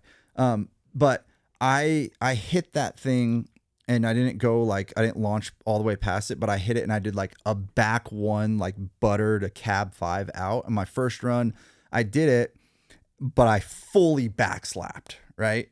And I landed, I backslapped, I like went down, and I did the rest of my run, and I did a back 7 off the jump at the end, and I got a score, and I went back up for my second run, and I was like, I think if I just do that like better, like I'll make it, And so I did the same run, and I greased the butter. I did back 1, cab 5, and I absolutely greased it. And I got down, and to be fair, I did a back 7 off the jump, and everybody was doing back 7s off the jump, so I probably got docked for that. And like I landed it, but it wasn't as clean as my first one. And I got down, and I was looking at the scores, and Terrier's sitting right next to me, and he's like, "Oh yeah, you're good. Like you got it for sure. Because you had to qualify there to make it to get a third run." And if you qualified, then you got automatically invited to the next year's. And dude, I got a lower score on my second run than I did on my first run. And I was so bummed, dude. I remember just like getting crushed. And I don't know. I don't know what was up with that. Like Those old judges at Natural Selection, they don't know anything. No, dude, not even, dude. It was like, Well, it was whose fault is it was Andy Hetzel. No, it's not their fault. Like, I don't know what happened. I think it was because I did the exact same run as I did before. And in my mind, I was like, if I just clean it up and do it good. Then If I was judging at that time, which I am now, I would have docked you high. Would you have? I don't know. It depends on what it would have looked like live. That's the thing Yeah. about judging. I realize now is that the way you digest it is live feed. Yeah. And it's impossible to not judge based on what you've seen previously. Yeah, totally. You know what I mean? So all that comes into line. So if you've seen 16 back sevens off that last jump, absolutely perfect. Totally. And then yours comes in Like and barely. I probably could have done a front 3 and it would have been better than a back 7. It's impossible for the human mind to not Totally. see what it just saw. And like, dude, I'm not docking any of the judges at all, but I'm just like expressing my own feelings. And like, to me, I rode way better my second run. I fucking greased that butter, and nobody was doing any butters or anything. If you watch that contest back, like nobody was doing that. And I was really, and and it was all, you had to do this like course to see who drops first. You had to like throw axes and run this course and dig out beacons and stuff. And I was like way far down in the lineup. And I really wanted to ride this one line that was actually Gigi's line. And I was going to do exactly what Gigi did. He did the front one butter on the pillow to switch back one out. Like, and so Gigi did that line, and I was like, okay, so I had to switch my run on the fly because Gigi greased it, and whatever. So I was kind of crushed by that, dude. I was like, I didn't make it. But then everyone was like, you got best trick, dude. You got best trick for sure. And like, because I thought it was like I was proud of that trick, and it was just something different. And then, dude, of course, John goes and does a back double, stomps it on the jump and wins best trick. And I was just like, that was hard. I can't even, like, I was stoked for John, obviously, but like I felt like I really wanted to perform well in there, and I just like, I thought I did okay, and I thought I should have done better, but I didn't. And so that was just like back to the whole contest thing where I was like, dude, I hate contests. Contests suck. I don't like contests at all. There is a weird thing about, like, you go, John does back 10 double on the park jump, which to me should be that was best trick 100%. He won that fair and square. Well, but here's the thing is, I don't really remember. I'd have to rewatch to have the context in my head reset. But to me, a natty butter to cab 5 over a back 10 double on a park jump, which they groom at the bottom. No, not at that time though, dude. It was well still said. Well like, said. I agree. Yeah, back 10 double at the time of 2011 was a huge deal. Yeah, like you see those all over the place. A back 10 double is basically like a back 7 these days. Yeah, it's like you just do them. But back then it wasn't. It wasn't at all. And like the lineup at that contest was insane. And afterwards, like, there were multiple people who came up to me who were like, dude, you got best trick, because it was a good trick, dude. It was good. But then John took that, and so it kind of went back to just like, dude, I'm not good at contests. I went back into just like the self-doubt, the kind of going into not the best place. And so then no more contests. And then I just like, dude, I don't know. Like after that, then like the whole Adidas thing happened, and there was definitely not like, okay, we're going to talk about opportunity here. We're going to take a little bit of a derail, and then we're going to go back to the natural selection in Jackson. But, there's a lot of opportunity. It takes opportunity in order to excel in snowboarding, and not always, but it helps, right? There are a lot of people who don't have a ton of opportunity who still make it happen, and they still stand out. But like, opportunity is huge. And so in order to have opportunity to like go to Alaska, for example, you need travel budget, right? And so with Adidas, I had a $40,000 travel budget. Like, I could just... Did Adidas pay more or Nike? Dude, I quit Nike to go to Adidas because they paid a lot more.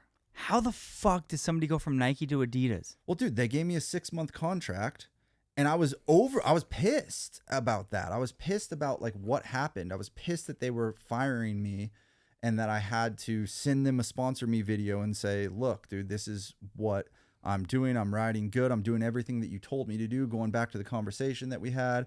And, you know, then I won video part of the year.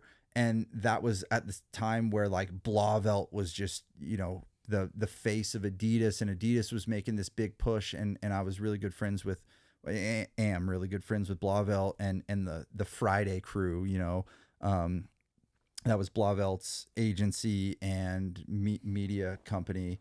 And I was talking to them, and like, you know, they were like, yeah, Adidas wants you. So I quit. Like, I had an offer. That's from wild Nike. to transition from Nike to Adidas, because they're the two biggest companies in the world. Yeah. To flop from one to another means. I mean, dude, that's like wild. people are like super like secretive about like money and shit, but I don't care. Like, dude, I turned down $100,000 Nike contract to go to Adidas. How much did you get from Adidas? This is a long time ago. Who gives a shit anymore, dude? And I actually think it's a little bit I don't care. I'll say it. perfect. $250. $250 for 3 years? No, one each year. For how many years did you sign for? 3. 3. Like, that's honestly, that's what you deserved. No, I don't know about that. But I that disagree, was, man. that was Are you kinda, kidding me? At well, the time, at the time, the good that look was part, kind that's of, a $250,000 contract minimum. Dude, are you kidding me? That's like going on a playoff run and scoring fucking 20 goals, EJ. Well, that was just the time. That was you could get that. You cannot get you can't get that anymore. But what I'm saying, in the context of that time, sure, where you filmed that part, a 6-minute song part in one of the biggest films, People, and you end that movie, and it's not a 1-song ender, it's a 2-song ender.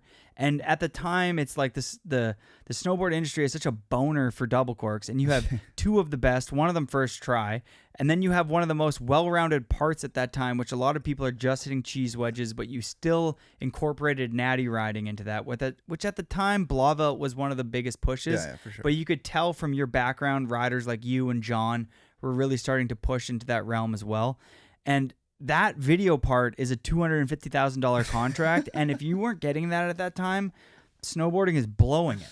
Dude, I really wanna get to the natural selection at Jackson, but we gotta just continue kind of on what we're at right now. So, 2 years ago, we were all drinking beers in the Brandywine parking lot, and it was a day that Bryn Alexander came out with us. And I actually I didn't prepare anything for this podcast. This is literally zero. I was just like, you asked me, I'm like, you want to talk about things? I'm like, yeah, let's just wing it. It's going to be more natural and just better anyway. So, but the one thing I actually thought about was, dude, I gotta just shout out Bryn. The kid is a phenom. His talent is insane. He is so good. Like, that kid should be getting paid to snowboard. He is so good. And he's just a good kid, dude. He loves snowboarding so much. I think that is what I just like gravitate so much towards him. Like, other than he's super good and I'm a fan, but he just loves snowboarding, and I want to see him succeed.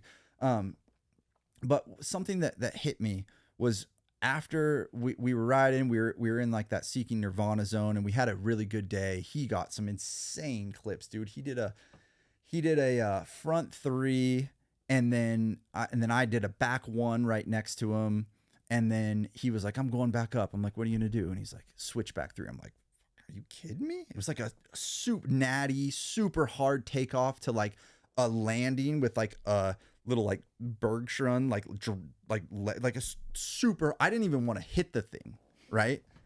And he goes and he greases a switchback 3, and I'm like, dude, this kid is the first time I've ever ridden with him, and I've seen his shit.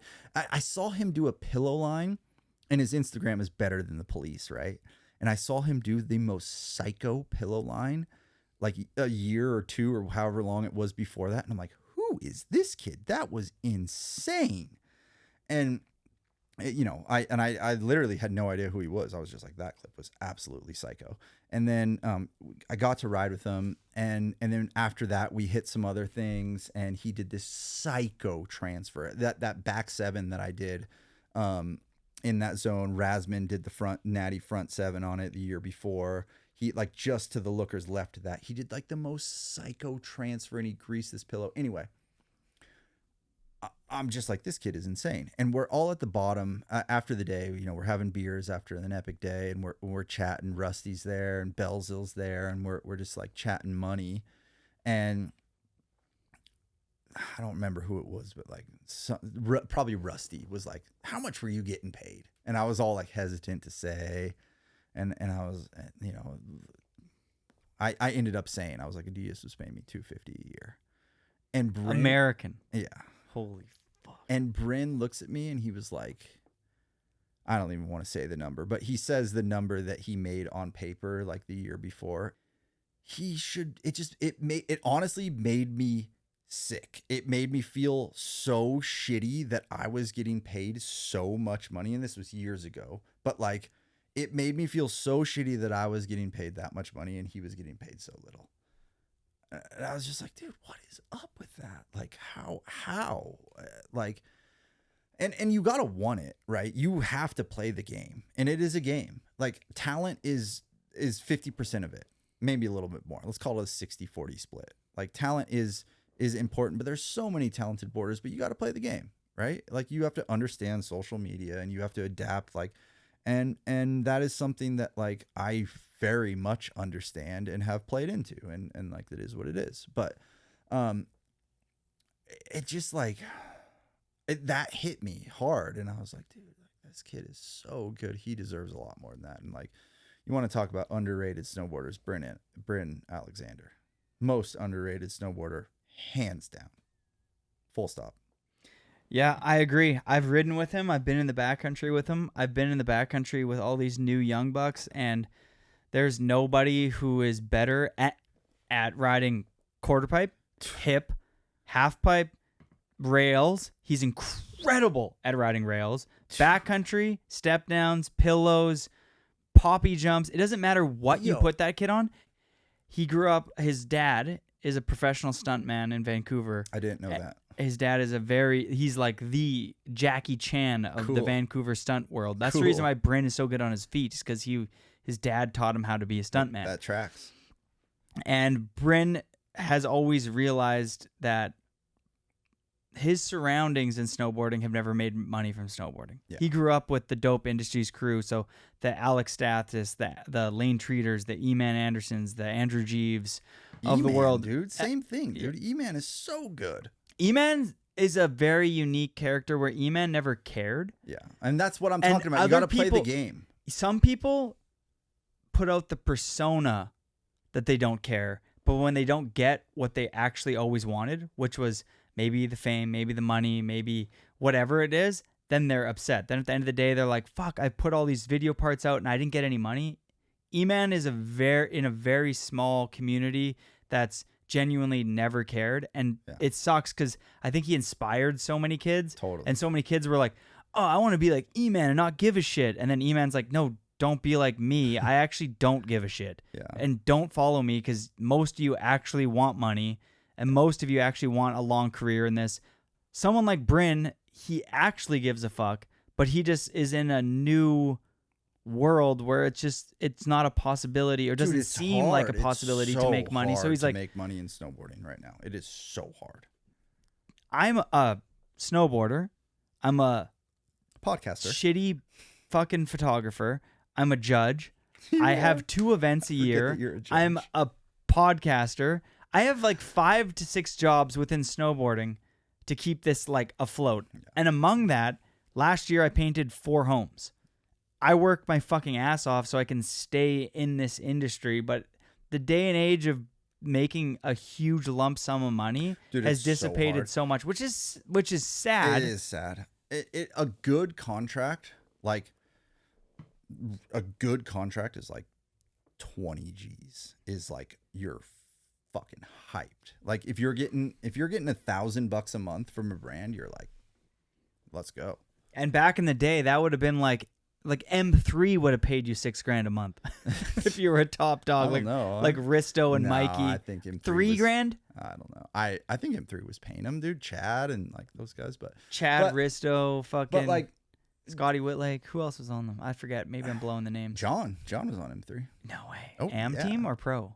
Pro. John, Matt Hammer, M3 was huge. I don't know what they were paying, but yeah. But yeah, like. Did John ever help you with contracts? No, dude. John and I like are just now recently like Been talking money. John was always really secretive about money. I heard John got a mill for Burton for 3 years. I couldn't tell you. Really? Couldn't tell you. That seems like a lot, but I wouldn't be surprised. Actually, no, that probably, yeah. That's how much he's worth. Yeah. If you got $250 for the people part, I would hope love that you were like, you film the people part, you get $250. you get $250. I'm saying John for the fucking form and art of flight gets $300 minimum. Yeah. That's a good base. I should be a fucking agent, man. Yeah. Why don't you? I will be. Yeah. I think I'm going to be an agent, a team manager, an industry head. I'm going to do it all. Producer. I'm fucking going to build this thing back up, pay kids what they're worth. That's my goal. All right. You took a piss and I didn't. I got to take a piss. So contests. We did the original Supernatural, and then COVID year we filmed 6 days, and it was literally 6 days of filming before everything shut down. And we God, it sucks, man. It sucks that COVID's fuck COVID, but I was like feeling really good on my board, and I just pivot that mic. Sorry, is that better? Yeah, that year I was feeling really good on my board, and it was just one of those years where you just like, you know, you were confident and you were riding well, and it got shut down, and we filmed like a cool edit. It's called 6 days in 6 days, and it was all natural stuff. I think actually we hit the 1080 gap, and that was the first time I'd ever hit 1080 gap. Actually, hate that jump. I do too, dude. That was, I mean, it wasn't that good. It's a convex landing. Yeah, it wasn't that good. But so I got invited to do the natural selection tour, right? And there was so much hype around it, and I was just like, what an honor, right? Such an honor to be invited to that. And so I just started training, man.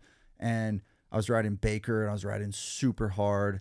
And I believe it was the day after Christmas, I did this like front three off this thing, and it was super flat light, and I went too big, and I just like jammed my knee, and I was like, ow, that hurt. And my knee, like, you know, it'll hurt from time to time, but like I was like, I'm all good, you know.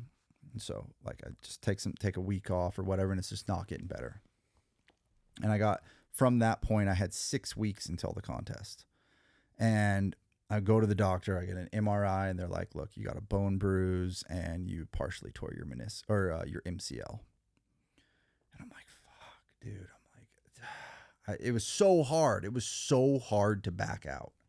And John was the first alternate. And if I was able to do this over, dude, I would have backed out, and I would have given that spot to John, and it would have been so good. John probably would have killed it on that contest, but it was just so hard. There was so much hype. It was such an honor to be involved in that. I started like rereading all these mental books, all these sports psychology books, the Mind Gym, the Mental Edge, and I just was visualizing snowboarding. And so I didn't ride for 5 weeks, and I had one more week until the contest, and I rode Baker one day. I rode it with my wife. It was like a pretty casual, like mellow pow day, and I was like, okay, I like feel like pretty good. And then I went out to Jackson early, and I went out with Danny Davis and Tim Manning, and they were filming for the real snow. And I hit like one little step down, and I did a front three, and I'm like, okay, I'm feeling pretty good. And then it was the contest.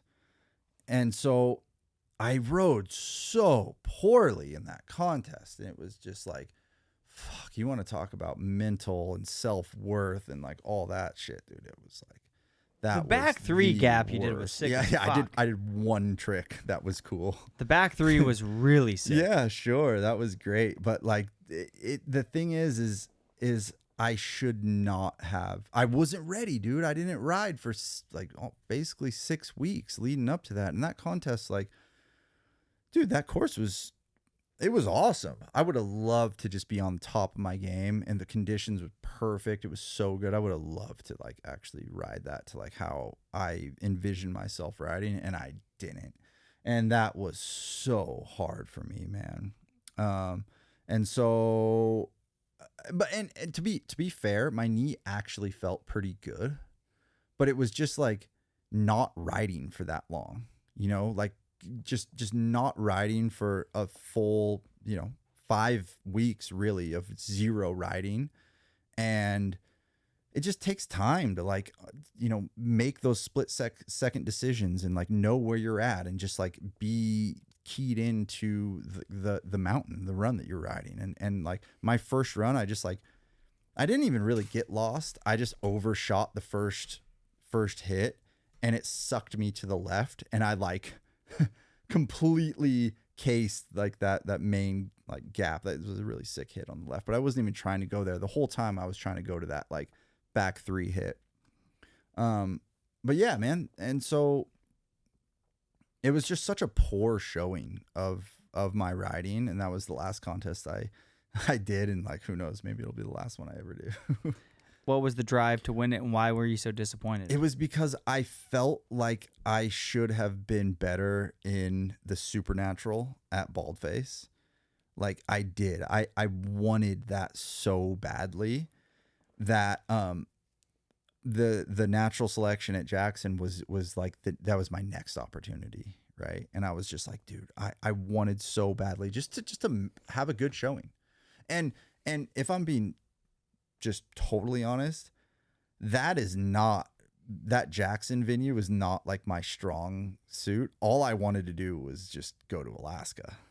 That's it. Because I feel like if I made it to Alaska, I understand those mountains, better than I understand others. And I just feel like my riding would shine more in that like big Alaska terrain. And I feel like more comfortable in that than I do in, say, that Jackson terrain. That Jackson course was like a slopestyle course.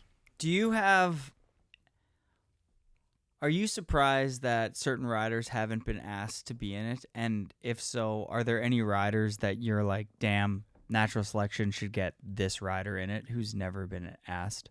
Bryn Alexander all day long. I say every year they go, who should be in the natural selection? I always tag Bryn Alexander, or it's better than the police, but always. I always thought it was wild. Bryn for sure is the up and comer, but Bryn's such like, he's so underground that it almost doesn't.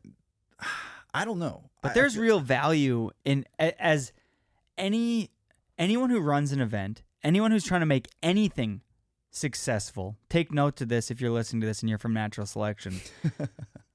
Bringing on somebody who's an underdog and somebody that's that big of an underdog who kills it, that is the Hollywood movie that you could only dream of for your event. Talk about ratings. You want ratings? Get somebody in there who's not supposed to win, who has no sponsor money, who has just as big of a shot as anyone there who's making... Like, dude, Bryn is equally as capable at winning that event as anyone at that event. I could not agree more.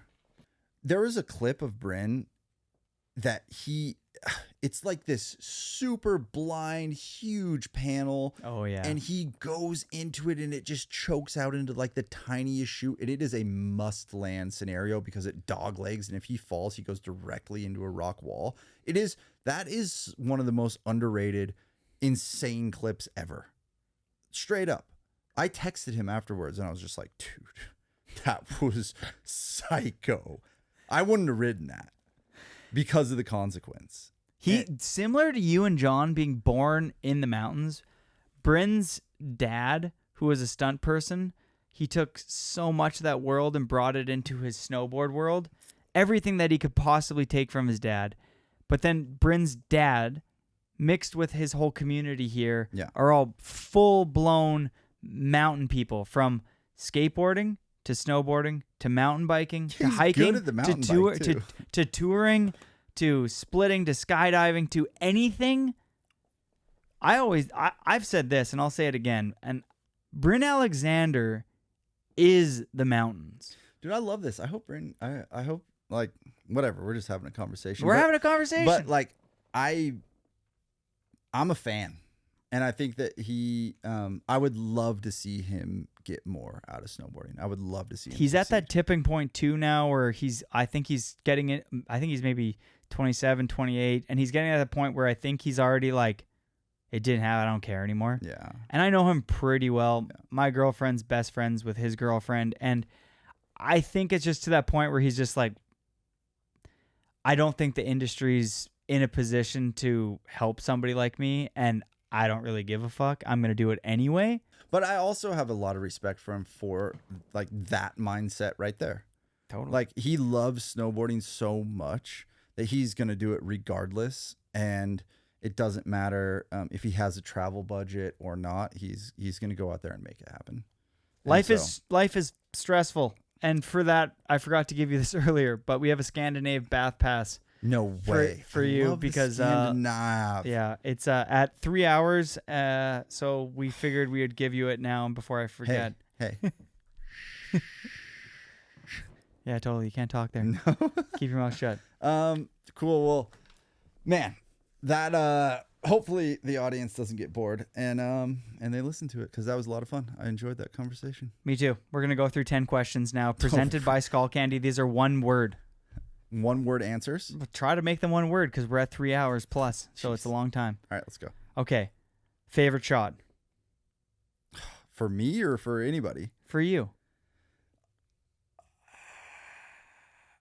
It's a butter switchback 5 in one of the Adidas edits. I don't even know what it was, but it's my favorite shot ever. Why is it your favorite shot ever? Because I did a front 3 on it first try and I fell and I was really mad that I fell and I just like had pissed off energy and I just went up and did this butter switchback 5 and it was like the best one I've ever done in my life and that's my favorite shot. Okay. Best style currently and back in the day. We got to go Mueller back in the day, obviously. And I actually wanted to kind of touch on Mueller in this podcast, but we're out of time. I think give him 30 seconds worth. Look, I love that dude. He's such a kind soul and I just wish you know what? I miss his snowboarding. We'll leave it at that. I miss his snowboarding more than anything. He's my favorite snowboarder of all time. Yeah. Best style currently? You got anybody that you really like these days? We're gonna go Bang. Yeah, Mickle's the sickest. Easy choice. I mean, I could go so many. Ferg, I love Ferg style. Yeah, and I got to ride with Ferg last year, and that's the first time like I'd ever really like gone on a trip and got to ride with him. And shout out Ferg. I'm a huge Ferg fan, and he just rides with like a lot of like power, and he kind of has that style that like almost that Kazu style that isn't perfect. It's kind of loose. And I like that. I like when you land, it's not just like this perfect.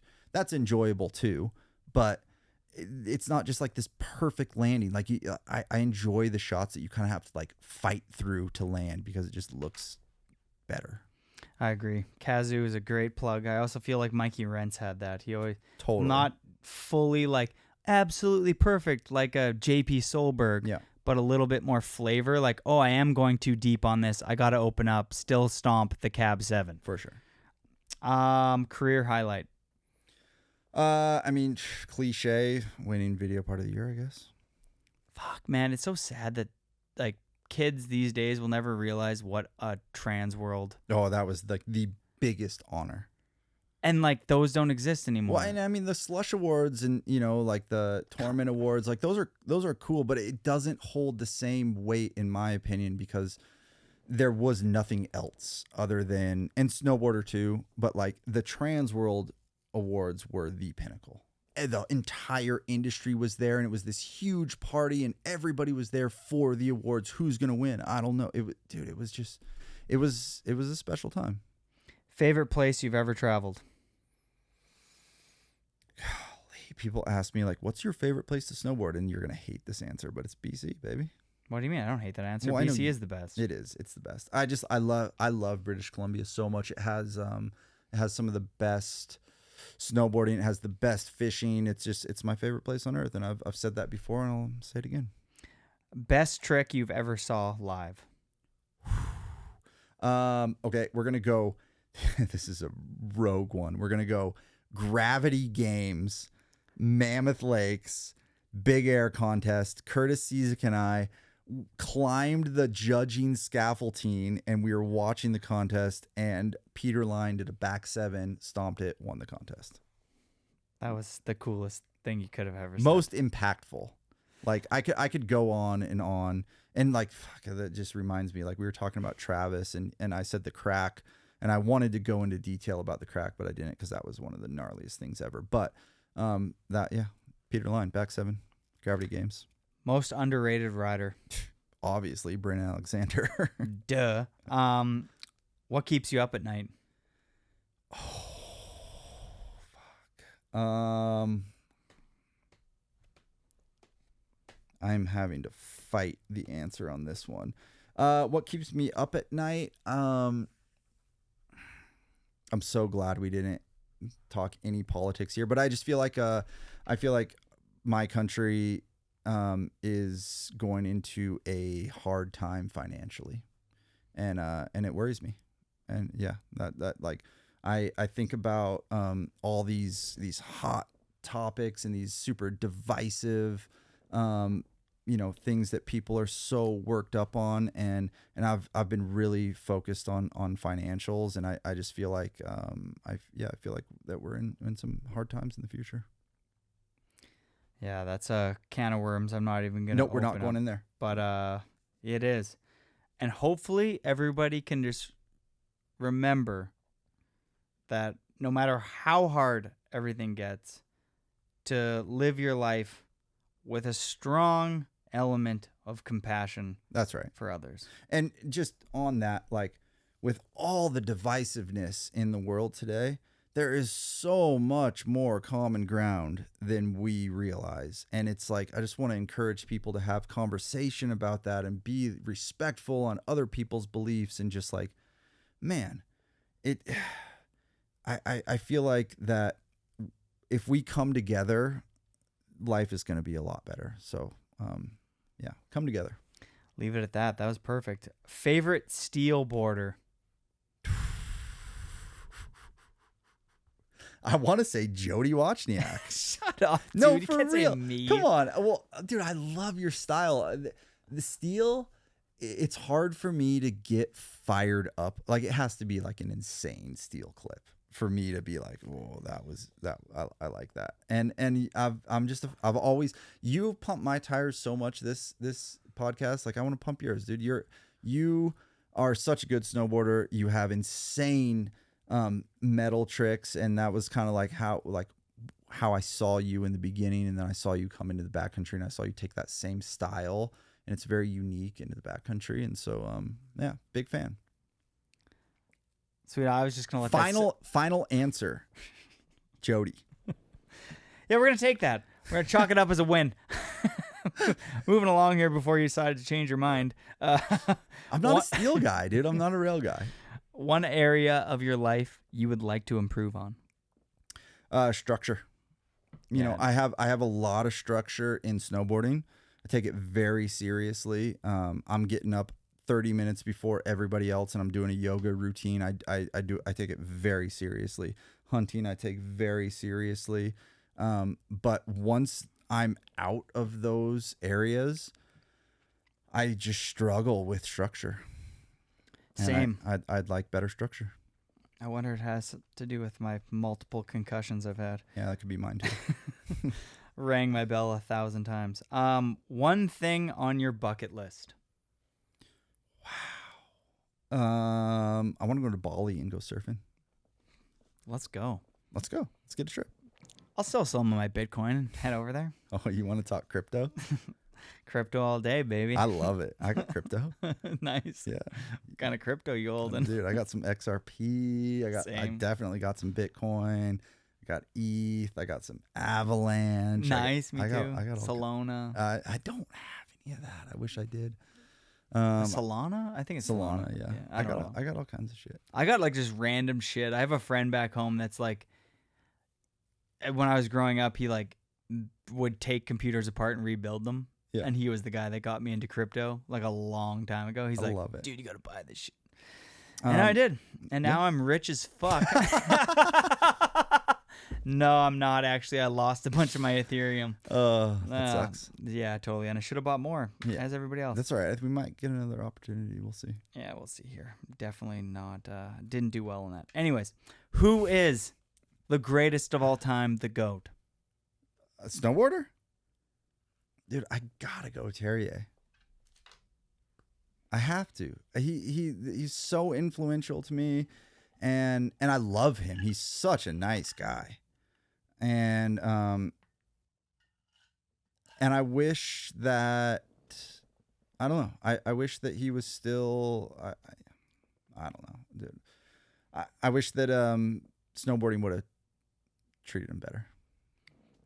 I like what I had Rube Goldberg on here a long time ago, and Love Rube. I like what Rube had to say about that, because I feel that he definitely made a mistake. For sure. But as if you, the person that's judging him, doesn't have any skeletons in your closet. You know, I think about skateboarding, for example, and I've had some friends in the professional skateboarding world who, you know, have had like gnarly drug addictions and have like totally blown their careers, but the brand still kind of like, maybe they didn't promote them, you know, super hard, but they still like kind of stood by them and like helped them, and then later on they had like big comebacks, and I just don't understand how like somebody like Terrier, who paved the way for so many of us, right? Like he paved the way for freestyle snowboarding, for filming video parts, and just has done so much for snowboarding. I just don't understand how like he can be like the hero and the just, you know, the GOAT, the greatest of all time, and then to just like throw him to the curb. That's what I don't like. And yeah, I don't have the answer. I don't be like, you know, he should have done this, or this industry should have done this. I don't have the answer. I just wish that like same with Nico. Dude, Nico, there's a professional line, right? And Nico crossed that line. And so I understand it. Like dude, Nico believes in some things that were across the professional line. Let's just say that. But dude, he was like one of my favorite boarders, and he just gets fired from everybody, and he's just gone. And I just don't understand how it can just switch from that. For people can just be idolizing somebody to be like, I hate him, he's the worst person ever, he's blah blah blah, name all the names, you know? And I don't have the answer.